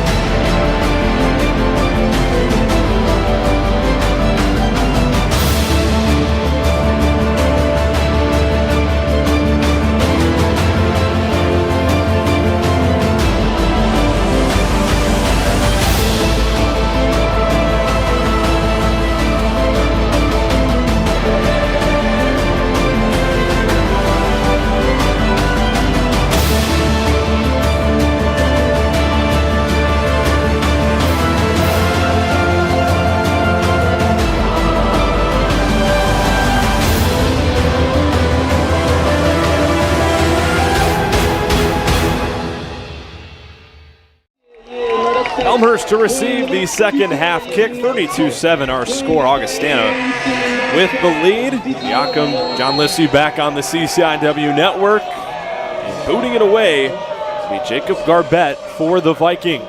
We'll talk more about each team in the first half once Elmhurst sets up shop for their first drive of half number 2. This return brought back just out in front of the 25. John, each team with a touchdown in their opening drive, but it was been all Vikings ever since. Yeah, both teams started off very strong, and then, like you said, all Vikings ever since. And that turnover really costed them early on.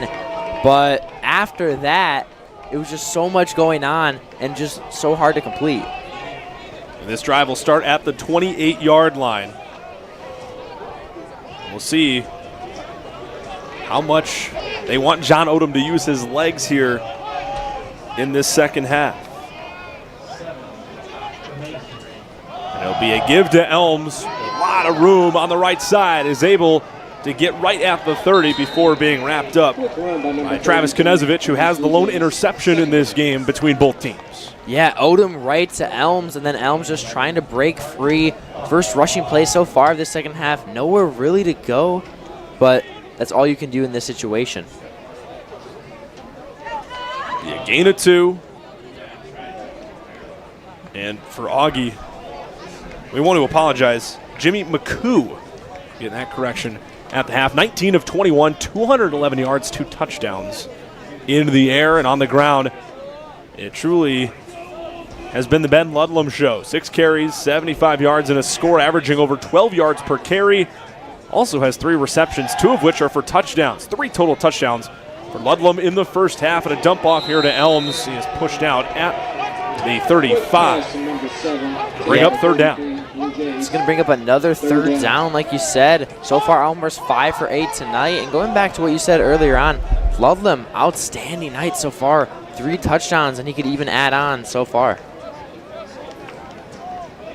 Be right at the 35. 3rd and 3. Both teams in their opening drives in the first half and of the game were 2 for 2 on third down. So we'll see how that transitions here to the second half. Odom. It'll be a give up the middle, battle of the lines. It appears the Jays are short. Or so I thought. They are going to move the chains. We've been 0 for 2 in that tonight. Close enough, but credit the Elmhurst offensive line for pushing it forward. Ball will be spotted at the 38.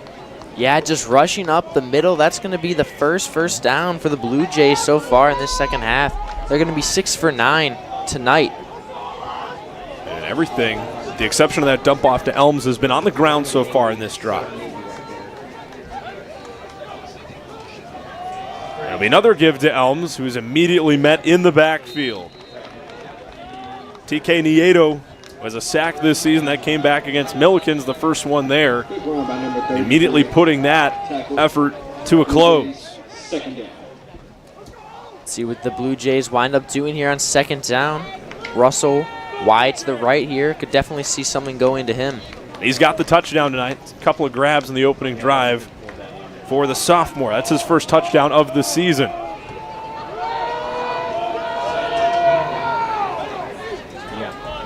On 2nd and 8, Odom drops back immediately. Pressure right at him. Dumps it off to Elms. And brings it to the 45. Continue to credit this Augie defense. We mentioned in the first 4 games this year, 9.5 sacks for the unit. Just continuing to apply pressure. A lot of blitz packages thrown by Dick Maloney. Yeah, they've been outstanding so far this whole game. It's very hard to stop them. And they just rush and rush. And when you have a center that's not playing, it's going to be very hard to do that. It's 3rd and 2 at the 46. 3 receivers in total here, 2 on the far side. The fake to Elms, pressure once again, pass batted in the air, and is incomplete. Had a couple of Vikings in the area code with a chance to pick it off for the second time tonight. So that'll bring up 4th down. Looks like they're going to be deploying the punt team. Sending the punt team. Definitely interesting. Out of all the 4th and down calls, if you were to go for it, 4th and 2 would have been the perfect opportunity to do it.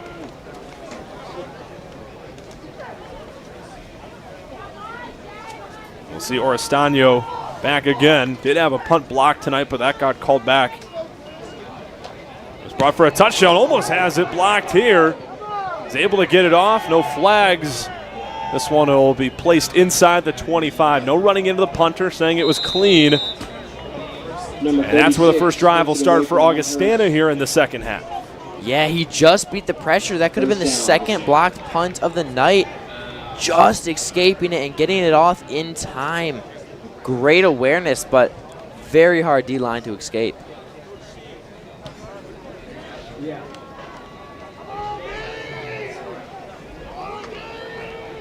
We'll see now. McCoo, as mentioned, 19 of 21 in the first half. Completed his first 13 passes tonight.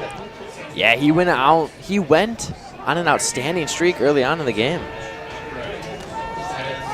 They'll roll out here, a dump off to start this drive. Pass complete into the hands of Mikey Brosnan, brought down near the 29. Second down, Augustana. Yeah, we take a look at it right here. The RPO, of course, a nice fake, and a nice bullet pass straight to the right. Brought down. Brosnan now 4 receptions tonight. You got to wonder, being up 32-7 at some point in this third quarter, if it starts being a run-heavy approach for this Augie offense, just trying to chew some time off this clock. And we'll dump it off again. The man of the night, there's Ben Ludlam. He misses a tackler past the 35-40 and is shoved down right near midfield. This guy can't be stopped tonight, John. He is outstanding so far. 3 touchdowns on the night. But what you said earlier on about the chewing clock, of course, when you have a lead like this, honestly, chewing off 8 minutes is better than a touchdown. It is right at midfield. Another give. Expect a heavy dose of Ben Ludlam here in the third quarter, is bringing the offensive line with them. Gain of about 4. Nice pickup on the ground for number 21. Yeah, Ludlam playing outstanding tonight. 4 touchdowns on the season. 3 out of these 4 tonight touchdowns. Yeah, last year played in 9 games for this Vikings squad. Totaled 41 carries for 317 yards at 7.7 yards per carry. Had a pair of touchdowns on the ground a year ago. As you mentioned tonight, 3 total touchdowns for the senior. McCoo drops back, plenty of time, airs it out, deep shot down the field, and a home run ball for Ethan Vrabik. Touchdown Vikings. Wow, what a bomb, and that's going to be his 21st completion of the night. Huge highlight reel play, massive play. That's exactly what they need. Could have been some possible broken coverage, a great throw, and an even better catch in the end zone. They take the lead. They don't want to chew the clock. They want to let their sophomore continue to air it out and put on a show here tonight. 38-7. Jacob Garbett have called his name out a ton tonight. He's on to attempt the point after. A flawless operation makes it 39-7 Vikings. And we see now, John, the replay, all the time in the world for McCoo to operate. Oh, yeah. Unlike Elmhurst, McCoo actually has some time in the pocket, airs this one out, perfect separation, and a perfect catch right in the middle of the end zone. Outstanding, and that's exactly what they need. I think if you look at it from an Augustana perspective, we mentioned a bit of a down year for them last year, losing a lot of guys from that 2023 team. They finished last year 4-6, 3-6 in conference play. You got this kid now, the sophomore quarterback. He's got a great build, 6'3", 220. You get him for 2 more years. That is something you can build upon if you're Steve Bell and this staff, and you're hoping by his senior year you're contending very heavily for this conference title.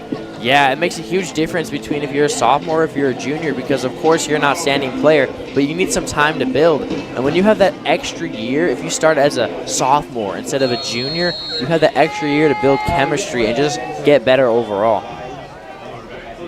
And right back to work here for John Odom and this offense.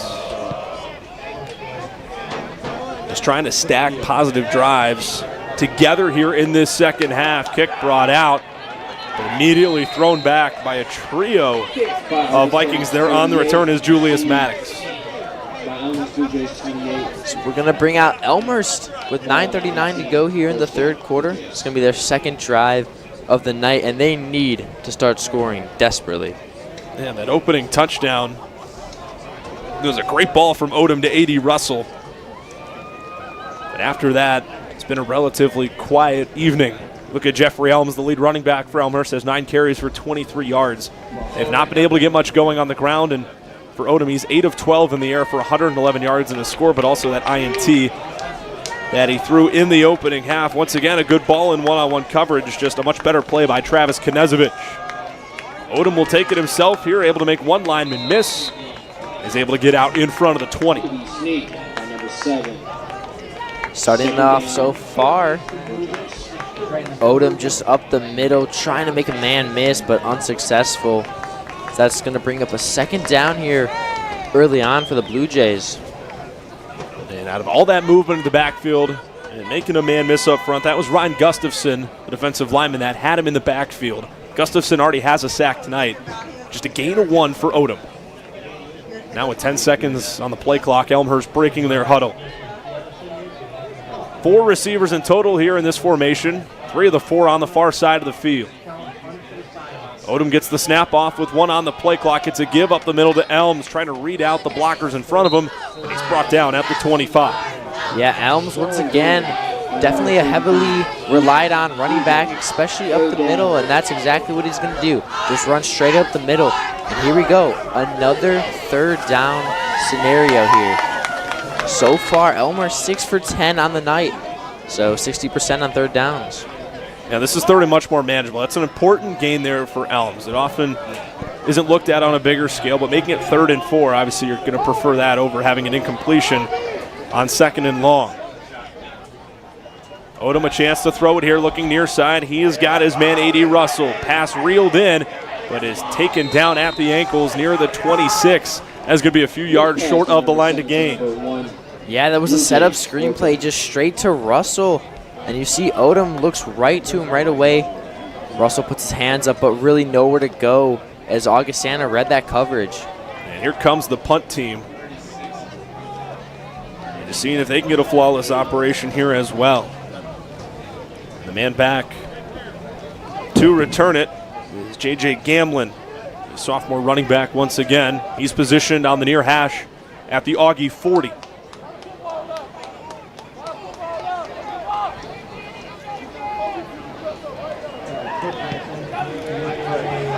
And a spiraling punt that is fielded at the 36. Gamlin trying to rotate to the far side of the field, has room to operate. It's into Elmhurst territory, and he's brought down at the Augie sideline right near the J35. Huge return there for Augustana, and already they're going to start their first play of their next drive in the Blue Jays territory. Even if he fair caught that one, would have been solid field position, but just takes what he can get. Runs upfield, is going to be brought down at around the 35. A short field setup here. They located on the far hash. And now, following that touchdown pass, Jimmy McCoo tonight, 22 of 24, 284 yards, and 3 touchdown passes. He's been outstanding all night. The near side, Mikey Brosnan, they've hooked up a couple of times. Just on passes in the flat, that's a solid gain on 1st down. Number 10, good pass to number 8. I'll be interested to see if Ludlam winds up with this 4th touchdown. That could be huge. And then you begin to beg the question of, in the 4th quarter, how much of this first-team offense for the Vikings will see to close out the night. 39-7 our score after each team scored on their opening drive here this evening. McCoo with the cadence, spin around, another screen on the far side. He's got Brosnan once again. Nearly lost his footing and is lassoed down out of bounds at the 15. That is more than enough to move the chains. 1st down here for Augustana. Yeah, I really like that spin move as Bronson comes up with it, and he gets brought down pretty hard, but a solid gain of possession here for Augustana. He'll be at the 16.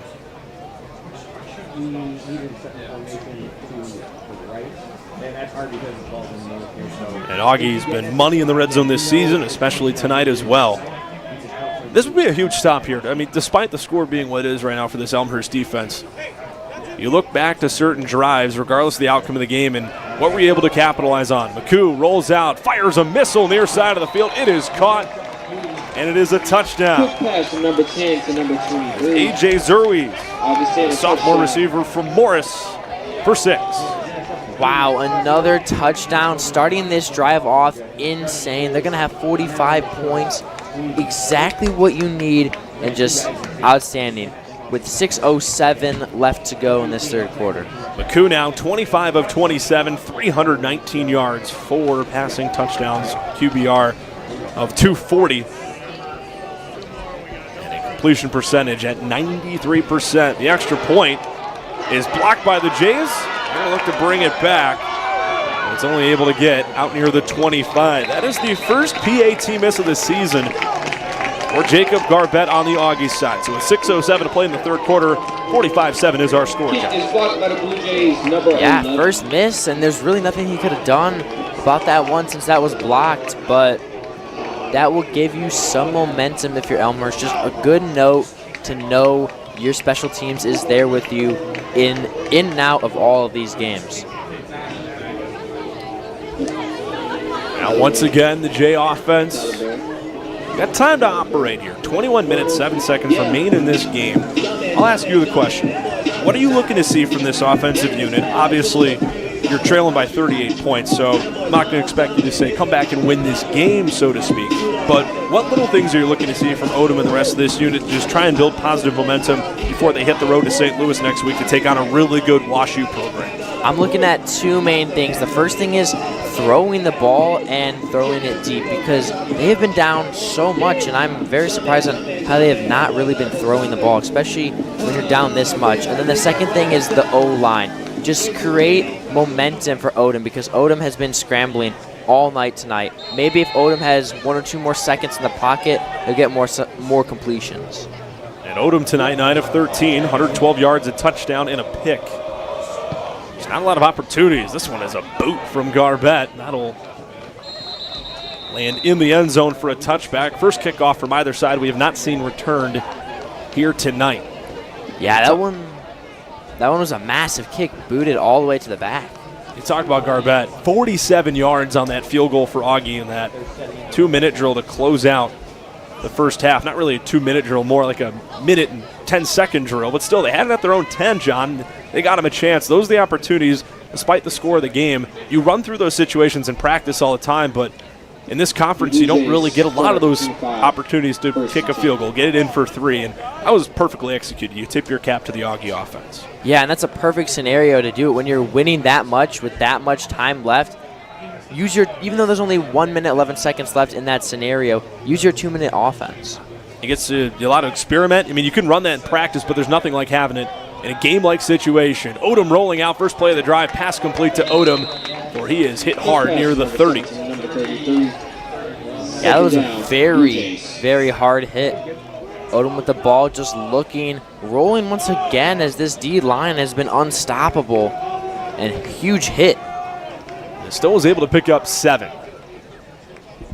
And all night long. You credit both sides of the ball for Augie. They've been able to make it work. And winners of their last 2. Their lone loss of the year, week 3, at home against Wheaton, 50-7. The Thunder showing up in early on the road as the give to Odom, brought down near the 35. As we look at the conference standings entering play today, we mentioned it's this game here tonight at Elmhurst Field, along with Benedetti Worley Stadium in Naperville. The Cardinals, #1 team in the nation. They're hosting Milliken here tonight, every other game during the day. But entering play today, North Central, the only undefeated team in the conference at 3-0. And then 4 different teams at 2-1. These Augustana Vikings, WashU, Illinois Wesleyan, and Wheaton. And as well then Carthage, North Park, and Carroll at 1-2.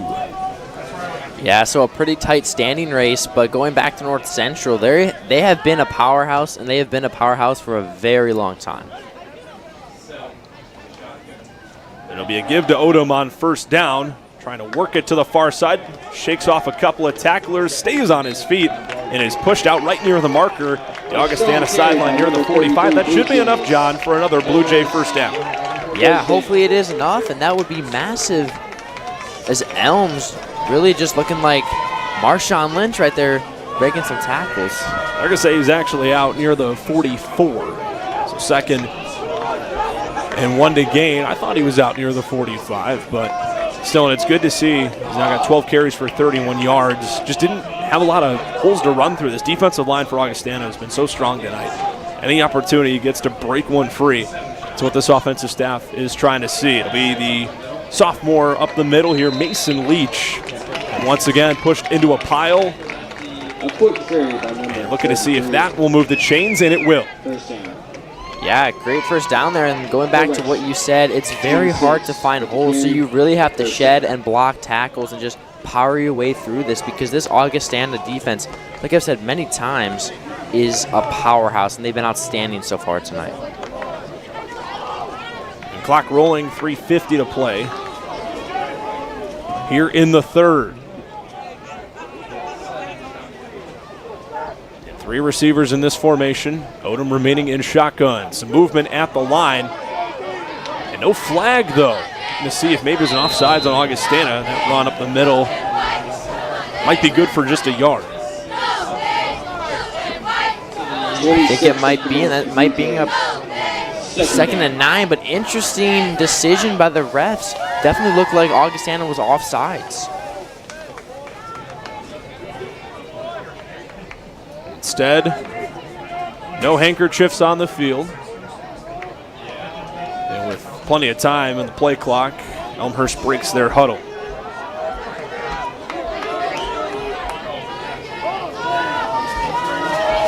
Odom looking to let one fly. Be a fake give, he rolls out to the right, has a man on the near side. This pass picked off, and for the second time tonight, that is Travis Knezevich with the INT. Wow, another pick and the second turnover of the night so far for Odom and the Blue Jays. Let's take a look here. Odom just gets the snap and shotgun, rolling to the right side, makes this throw in the air, and just way out of completion there. Desmore wasn't the intended receiver, just really nothing he could have done on that one. It's going to be a second pick of the day. The new drive will start right at the Augie 40 with 2:48 to play in this third quarter. A pass completed on the near side, pass midfield, still on his feet. He brought down inside Elmhurst territory, so some new faces here. This Augustana offense is David Finfer, the sophomore, now in at quarterback. Yeah, great little play, but this cutback is something to watch. He had 4 defenders on him, but just by using that cutback, it switched it from 4 to 2 defenders. So huge play, and that's some of those little things that you don't really notice, but it really helps out the game. Pass completed to the sophomore, Zamari Robinson. That's his 3rd reception of the season. Finfer has appeared in a couple of games this year. Did run for a touchdown against Wheaton back in week 3. He'll now carry here. Is able to have some room to roll, makes one man miss, stays on his feet, and is taken down out in front of the 25. It's supposed to be a simple QB drop the middle. Finfer bounces it outside and has a huge gain. Yeah, Finfer, massive play. Was only supposed to be like a 6 or 7 yard play, and really extended that one. Just cutting through and just getting brought down just shy of the 20, but that's what you have here with the Augustana. But that's exactly what you need. Augustana putting in these new players, getting at least 1 quarter of experience, and that's huge. And Finfer in that game against Wheaton was 2 for 3 in the air for 26 yards, 4 carries, 13 yards in that aforementioned rushing touchdown. And motioning a man over, he'll be give up the middle. They still have Ben Ludlam in there, and he is able to pick up 4. Yeah, Ludlam with 3 touchdowns tonight. Been outstanding so far. So Finfer just with a nice handoff to Ludlam. Found a hole and then just got brought down there. We'll see how much longer Ludlam's in the game for. 2nd and 5. Finfer rolls out to his right. Looking far side of the field, pass incomplete. It'll be 3rd down, clock stops at 39 seconds remaining in the 3rd quarter. Yeah, so clock stops, and that's going to be Finfer's first incompletion of the night. It's great to see him get some experience here and try to gain some momentum towards these next coming games. When you're in situations like this, Finfer, a fellow sophomore along with McCoo, you want to, like you mentioned, guys get game experience, game reps. You get all the reps you want in practice, but seeing a defensive unit that's not your own on your practice field during the week, getting to play on Saturdays. This pass near side of the field nearly picked off. Number 11 for the pass number 23. In on the coverage. So close. The first pick of the night. That would have been Jonathan Wells. Yeah, Finfer again with the second incompletion of the night. That would have been huge. Of course, Elmhurst with the block. But if they did wind up getting that one, that most likely would have taken them to the house and wound up in a pick 6. Another field goal attempt here for Garbett. Made a 47-yarder to end the first half, and this one is good. Number 38 lines it up for the field goal. Wow, another made kick, extending the lead to 48, and a massive boot up the middle. That had a lot of room on it. We saw that 47-yarder close out in the half. was accurate. The question was, did it have the distance? It surely did, and that one did as well. Garbett, 6 of 6 on field goals made this year, and should be mentioned as well that 47-yarder he made to close out the opening half, a season high for him, a 45-yarder against Milliken homecoming week a couple of weeks ago for these Vikings. They're knocking on the door and cracking the half-century mark here tonight with 30 seconds remaining in the third. Yeah, he's been outstanding. Of course, one miss tonight, but really not his fault. That was a block by Elmhurst, but he has been one of the best players on this team so far. A 38-yarder, as good as gold for Garbett, and he'll send it back to Elmhurst here. The Jays just looking to put together a quality drive on a possession that will begin in the third and trend into the fourth.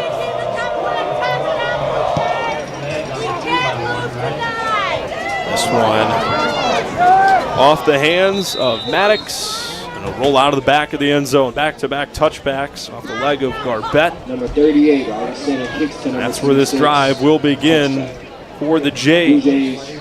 First down. See what they can do here. Try to get a solid play, get some momentum heading into the fourth quarter. And I would definitely like to see them pass the ball here just a little bit more. Yeah, Odom tonight, 10 of 15, 119 yards, a touchdown, and 2 picks. Both of those to Travis Knezovich, defensive back who has been all over the place in man coverage tonight for Augie.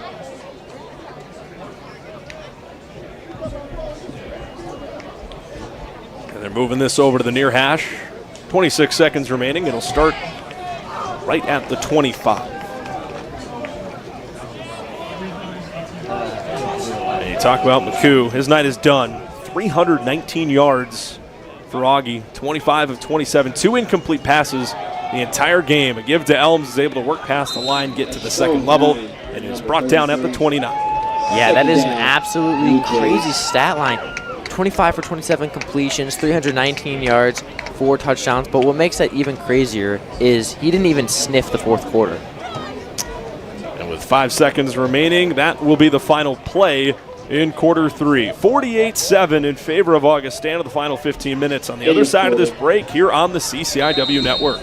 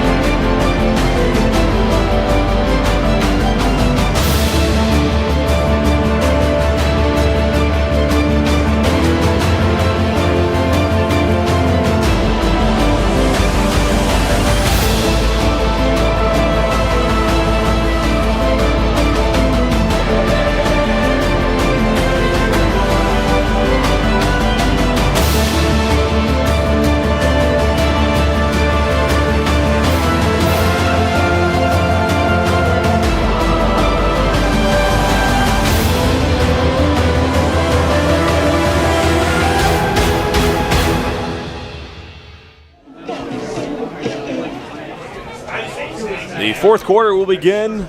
Elmhurst have the ball. They ran 1 play in this drive to close out the third. The final 15 minutes here on the CCIW Network. Andy Ockham along with John Lissy. And John, we talk about momentum, that being the name of the game, and just trying to piece things together. Obviously, Elmhurst not in a position to win this game, but just trying to build anything positive on the offensive side of the ball, entering next week's game on the road against WashU. Yeah, of course, in this situation, they can't really win, but I would like to see them chip away, score some points here, and definitely emphasize on the passing game. Just get some momentum heading on to next week. Just try to see if you can get a couple of touchdown drives here in the fourth. You're feeling pretty good about yourself. And on the Augustana side, we saw their last drive in the third quarter featuring some members of their second-team offense. And it's assumed here in the fourth that'll be the same approach, and they'll likely try to chew as much clock as they can when the ball is in their possession. It's 3rd and 6 at the Blue Jay 29.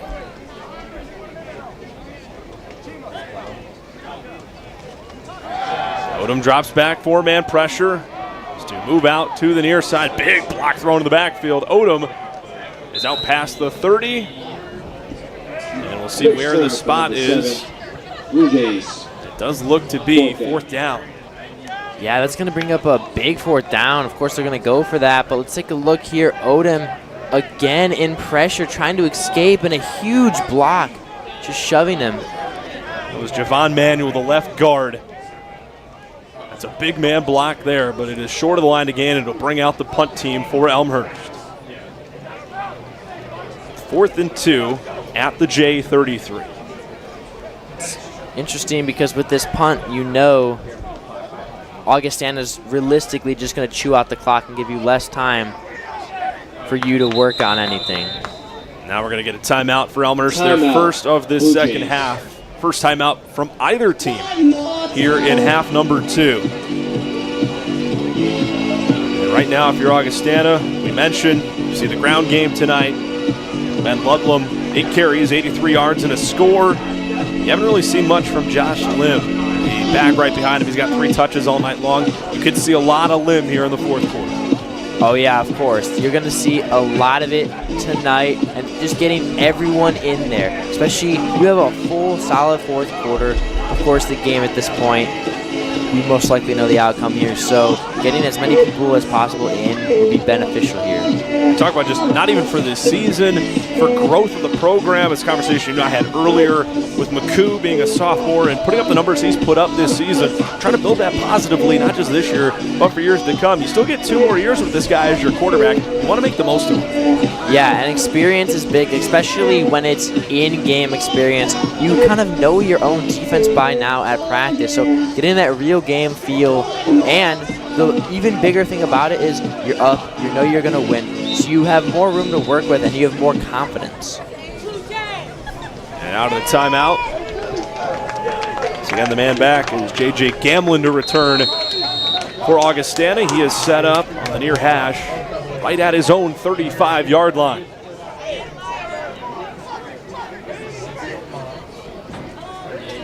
Low snap. And sent away. High arcing punt with a lot of spin on it. Pushes Gamlin back to his own 32. And it is fair caught. That is where this offense and the Vikings will go to work for the first time here in this 4th quarter. Let's see what this Vikings offense can do here. Finfer so far 1 for 3 with 19 yards. Pretty solid so far. He had a very outstanding run. I wouldn't expect him to throw it a lot more in this game. I'd expect a lot on the ground, and we mentioned him just a couple of minutes ago. Here is the sophomore tailback, Josh Lim, to the right of Finfer. High snap. It will be passed out on the near side. Completed and brought out in front of the 35-yard line. Second time tonight we've called out number 16, Liam Peterson, with the catch for Augie. Yeah, so Finfer with his second completion, just a nice little screen pass, not wanting to do a little too much, just something nice, short, sweet, and simple here. I think if you are going to let him throw it, it's going to be a screen on either side of the field. You want to keep it in play, and you want it to be a high percentage, a pass to complete. Anything to keep the clock rolling as we're under 13 minutes to go in the 4th. Yeah, they're going to keep the clock rolling here. And in motion, that is Peterson. And now the give to Lim will be brought back. And once again, Peterson in and out of the hands. It drops incomplete. A little RPO action for you there, John. Yeah, a little RPO. And they did that one pretty late as he was dragging with the ball and then just tried to shovel that one, but incomplete. It'll be 3rd and 8 at the 35. Clock stops with 12:32 remaining in the 4th.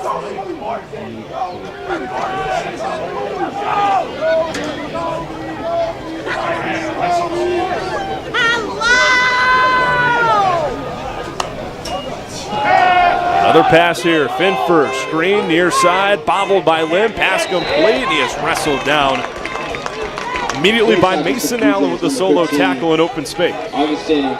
Yeah, so here we go once again, replicating that play from last time. Another screen pass, but a huge hit by Mason Allen. Great play for the Blue Jays.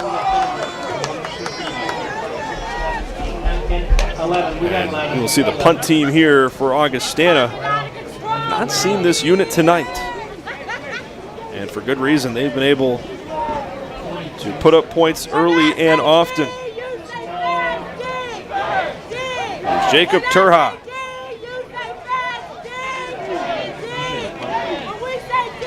send it away with the right. End over end punt. Bounces at the 43 and will roll out inside the Elmhurst 40. Augustana number 42 punts to the Elmhurst Blue Jays. Ball will be spotted at the Elmhurst 37-yard line. So the story of the game so far for Odom in particular has just been running for his life. This O-line has been struggling, especially against a strong D-line like Augustana. It's very hard to escape this pressure. But besides the 2 interceptions, pretty solid tonight. Touchdown, 10 for 15 completions, and 119 yards.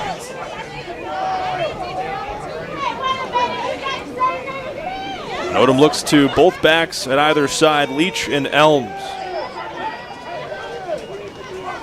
It will be a give to Leach. Right side, he is immediately stuffed by the entire Augustana defensive line. Yeah, Leach up the middle once again, but it's just been a very, very common theme. This D-line, outstanding, and especially up the middle, so you really got to do some runs to the outside. It's a loss of a yard. 2nd and 11. And tonight, Elms and Odom each with 13 attempts on the ground. 44 yards for Elms, 32 for Odom. And in the air, Odom 10 of 15 for 119 yards, a touchdown and 2 picks. There'll be another give to Elms, looking to work it out and turn the corner on the far side. And he is pushed out of bounds right at the yard marker on the Vikings sideline. Yeah, so pushed out of bounds and a bunch of short gains here as Odom takes the snap in shotgun, gives it straight to Elms. Elms running laterally and just cuts back. Gets a couple there, but not really anywhere to go. No gain, was just able to get back to the line of scrimmage. You got to wonder, 4th quarter, despite it being in their own territory, you're trailing by 41. Is this 4-down territory for Elmhurst? See if Odom gets a chance to drop back and let it rip. And he will. Immediately pressure. And Odom's able to climb through the pocket and escape, but it's brought down. A shoestring tackle there by Shiloh Jones. No gain. Yeah, really nowhere to go, and that's going to bring up 4th down. It looks like the punt team is heading on. That will be the case. Giovanni Orestano. A lot of work for him here tonight. Return man back right near the 25. This will be punt number 6 of the evening for the Blue Jays. A couple men getting through, a high arcing punt from Orestano, probably his best of the night. Ends up bouncing out at the Augustana 25. So with that ball being out of bounds for Augustana, they're going to wind up with some pretty solid field position, and Finfer is going to get another crack at it and get some more practice on this possession here. So far he's been pretty solid. And wondering if it will be now run heavy. They let him throw all 3 times. It was a 3-and-out on the last drive for Augustana, resulting in their first punt of the evening. It is Lim heading out there as the lead back in this drive, and presumably now, after not seeing any of Ben Ludlam in the previous series, it'll be Lim in the backfield for the rest of the night. And there is the give to Lim. And quickly a jump cut bringing him out in front of the 30-yard line. And those are the type of runs, John, you're going to expect from this Viking offense the rest of the way. With under 10 minutes to go in the 4th, now an injury timeout. So a couple of Jays getting up off the field. And a man losing his helmet, Malachi Correa, very key member of this Elmhurst defensive line. Yeah, like you said, a key member, and looks like he was holding something. Hopefully he winds up being okay. On the bright side, he is walking off pretty good. And Correa this year, 19 solo tackles, 34 total tackles, 2 interceptions, and a tackle for loss. Had 13 total tackles for the Jays last week in their home loss against Carthage.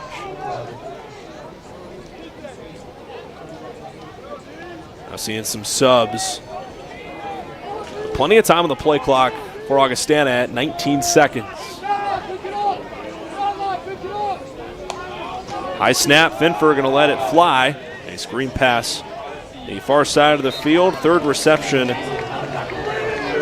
of the night for Liam Peterson. More importantly, John, that keeps the clock moving for Augustana. Yeah, that's great if you're Augustana. Of course, you know you're going to win this, but you got to try to waste as much time as you can. Finfer, once again, with another third screen completion here. I wonder if they're going to let him air this one out a little bit more. It's 3rd and 3. They need to move the chains here. And knowing that they will bring out the punt team as they did so in the last drive. Finfer by himself. It'll be a design run for him. And not sure if that is enough. They brought down at the 35. It'll bring up 4th down. Now back-to-back drives where the Jays have forced a punt from Augustana, John, after they had not done so the entire game. Yeah, a lot of 3-and-outs here, and I can see some success here from the Blue Jays, and hopefully they can build off this in this upcoming offensive drive. So they've been doing pretty good, and I would like to see them be a little aggressive. If the Blue Jays wind up next drive coming up with a 4th down scenario, I would like to see them go for it here. And Turha back to punt again. Solid snap. And sends it away. Jay's going to let this one bounce. This one ends up taking a friendly roll in favor of Elmhurst right near midfield. Gotta love that if you're the Jays. Their best starting field position of the night. Yeah, some outstanding field position and a lucky break for the Blue Jays. And let's see if they can capitalize off of this opportunity. Already a great kick, but then the way it rolled back the opposite way was huge for them. Clock stopping at 7:23 remaining in the 4th quarter here tonight. Elmhurst, a touchdown that came on their opening drive, and not been able to put anything together since.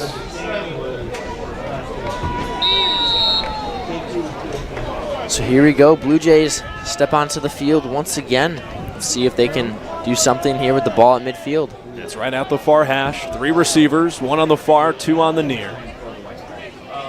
Both backs on either side of Odom. They'll give it to Elms, who's immediately met in the backfield, able to shake off one tackler trying to turn a corner. But is brought down at the 45. That is a loss of 5 yards on 1st down. No gain. gain. The play here is 2nd down.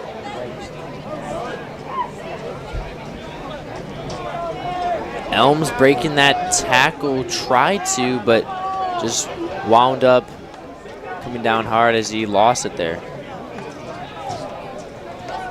And Odom in the huddle with 15 on the play clock. And already getting them behind the sticks, this Augustana defense here on this drive. Another give this time, it's Leach trying to work on the right side of that offensive line, but stonewalled immediately as he got to the far hash. Yeah, it looks like he ran into a brick wall there. That's going to bring up 3rd down. So far, they're 6 for 13 tonight on 3rd downs, but just nowhere to go. A couple of substitutions. And new receivers coming on. David Monte along with A.D. Russell.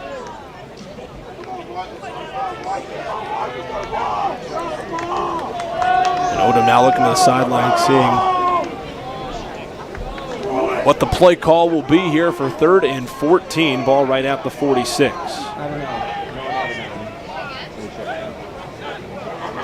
Low snap, has to pick it up off the turf. Will take it up the middle. Odom, a lot of room to run. That's a 1st down. I was trying to cut the corner near the sideline inside the 40. Improvision at its best. 1st down, Elmhurst. Great play there by Odom.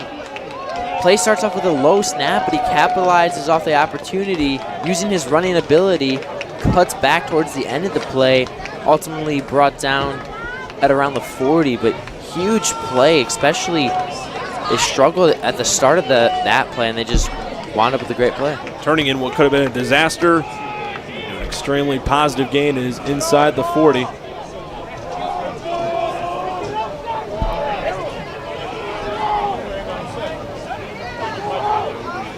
Another snap to the left of Odom. Both edges crashing in. He'll take it up the middle. And he is once again able to move it to the 30. Quick run by number 7. Good man down at midfield. Another injury on the Elmhurst side. Clock stops, 4:47 to go.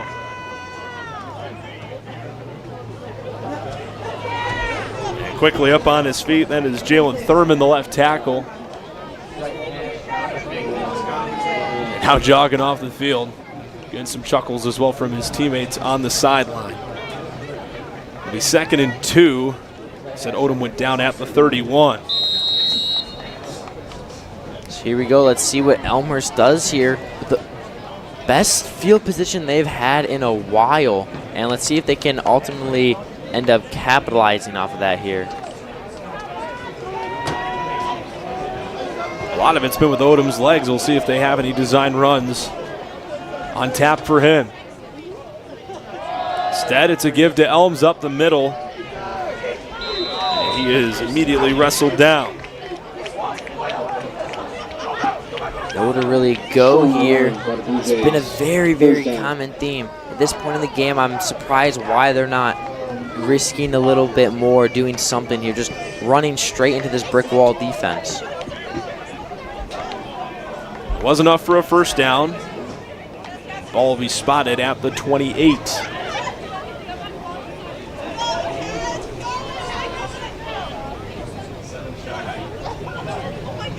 Low snap. There's Odom once again up the middle, but he is immediately met in the backfield. Nowhere to go as he gets swallowed up there. Number 7 for the run. UJ's on the stop for Augustana, it was Charlie House, the freshman out of Gainesville, Georgia, donning the number 93.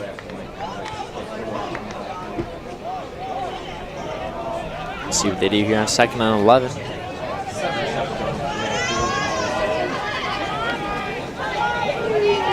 Odom drops back, looking over the middle of the field. Pass deflected, still in the air, and it falls down.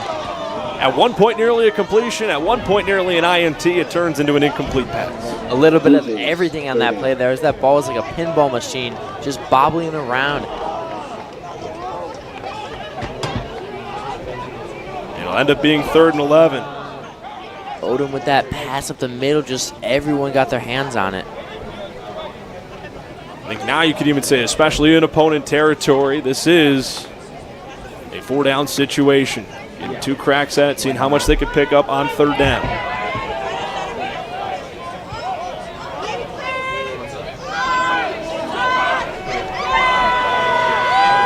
Elms motioned out to the far side. Odom climbs up the pocket again, but just falls down. Number 7, Shiloh Jones right in his face. 4th down. And Odom just drops right near the 32.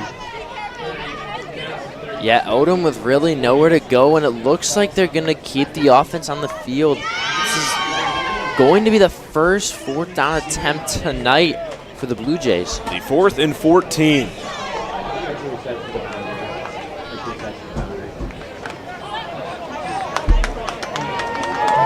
Four receivers in total in this formation.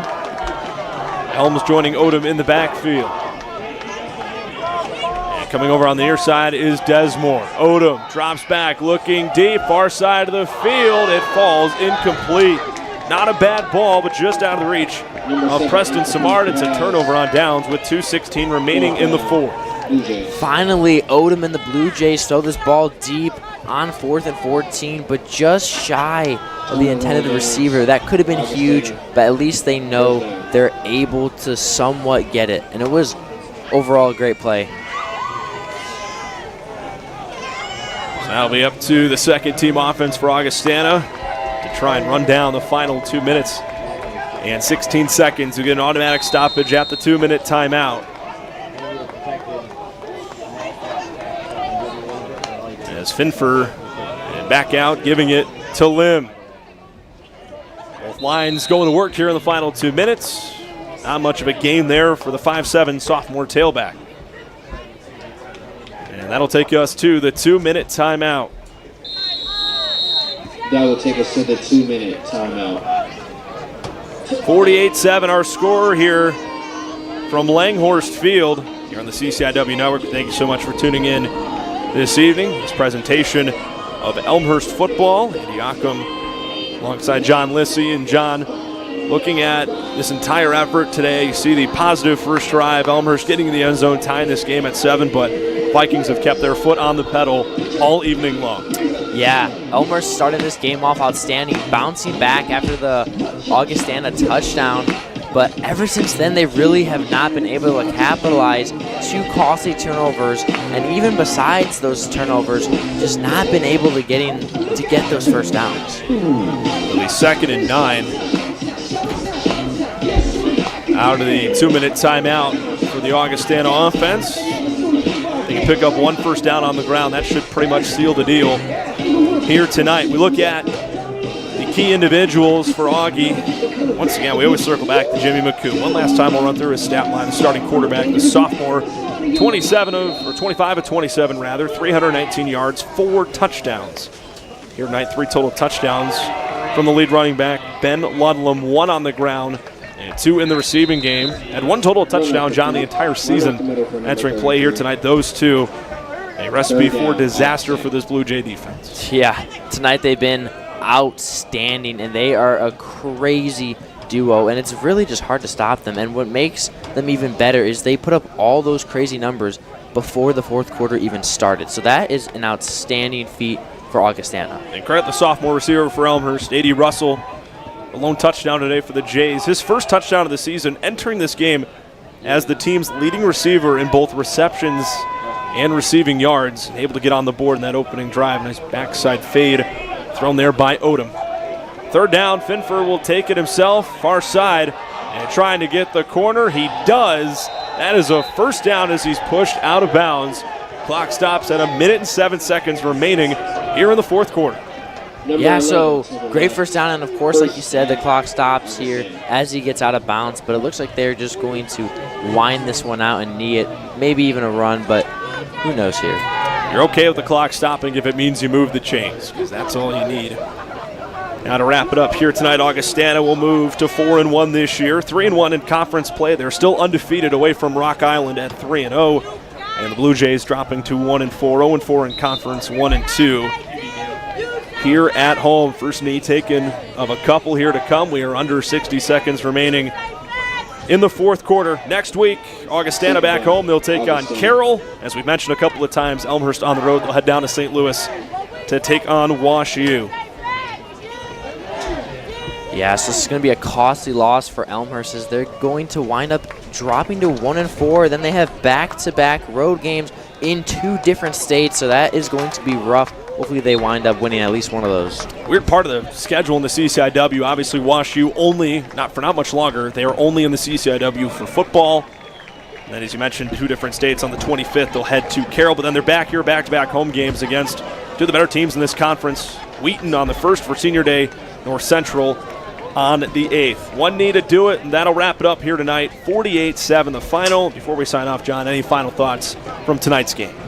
Yeah, overall, I think just utterly dominant game by Augustana, but I think if the Blue Jays can work on their O-line and the pocket passing, I think they could have some success going forward. We thank you so much for tuning in to tonight's presentation of Elmhurst football here on the CCIW Network. For our hardworking crew taking care of everything here at Langhorse Field. Andy Ockham, the man to my right, John Lissy signing off. Wishing you a fantastic rest of your Saturday evening. Here is the Augustana Vikings get the best of the Elmhurst Blue Jays tonight, 48-7, our final score. And go Blue Jays. Have a great night.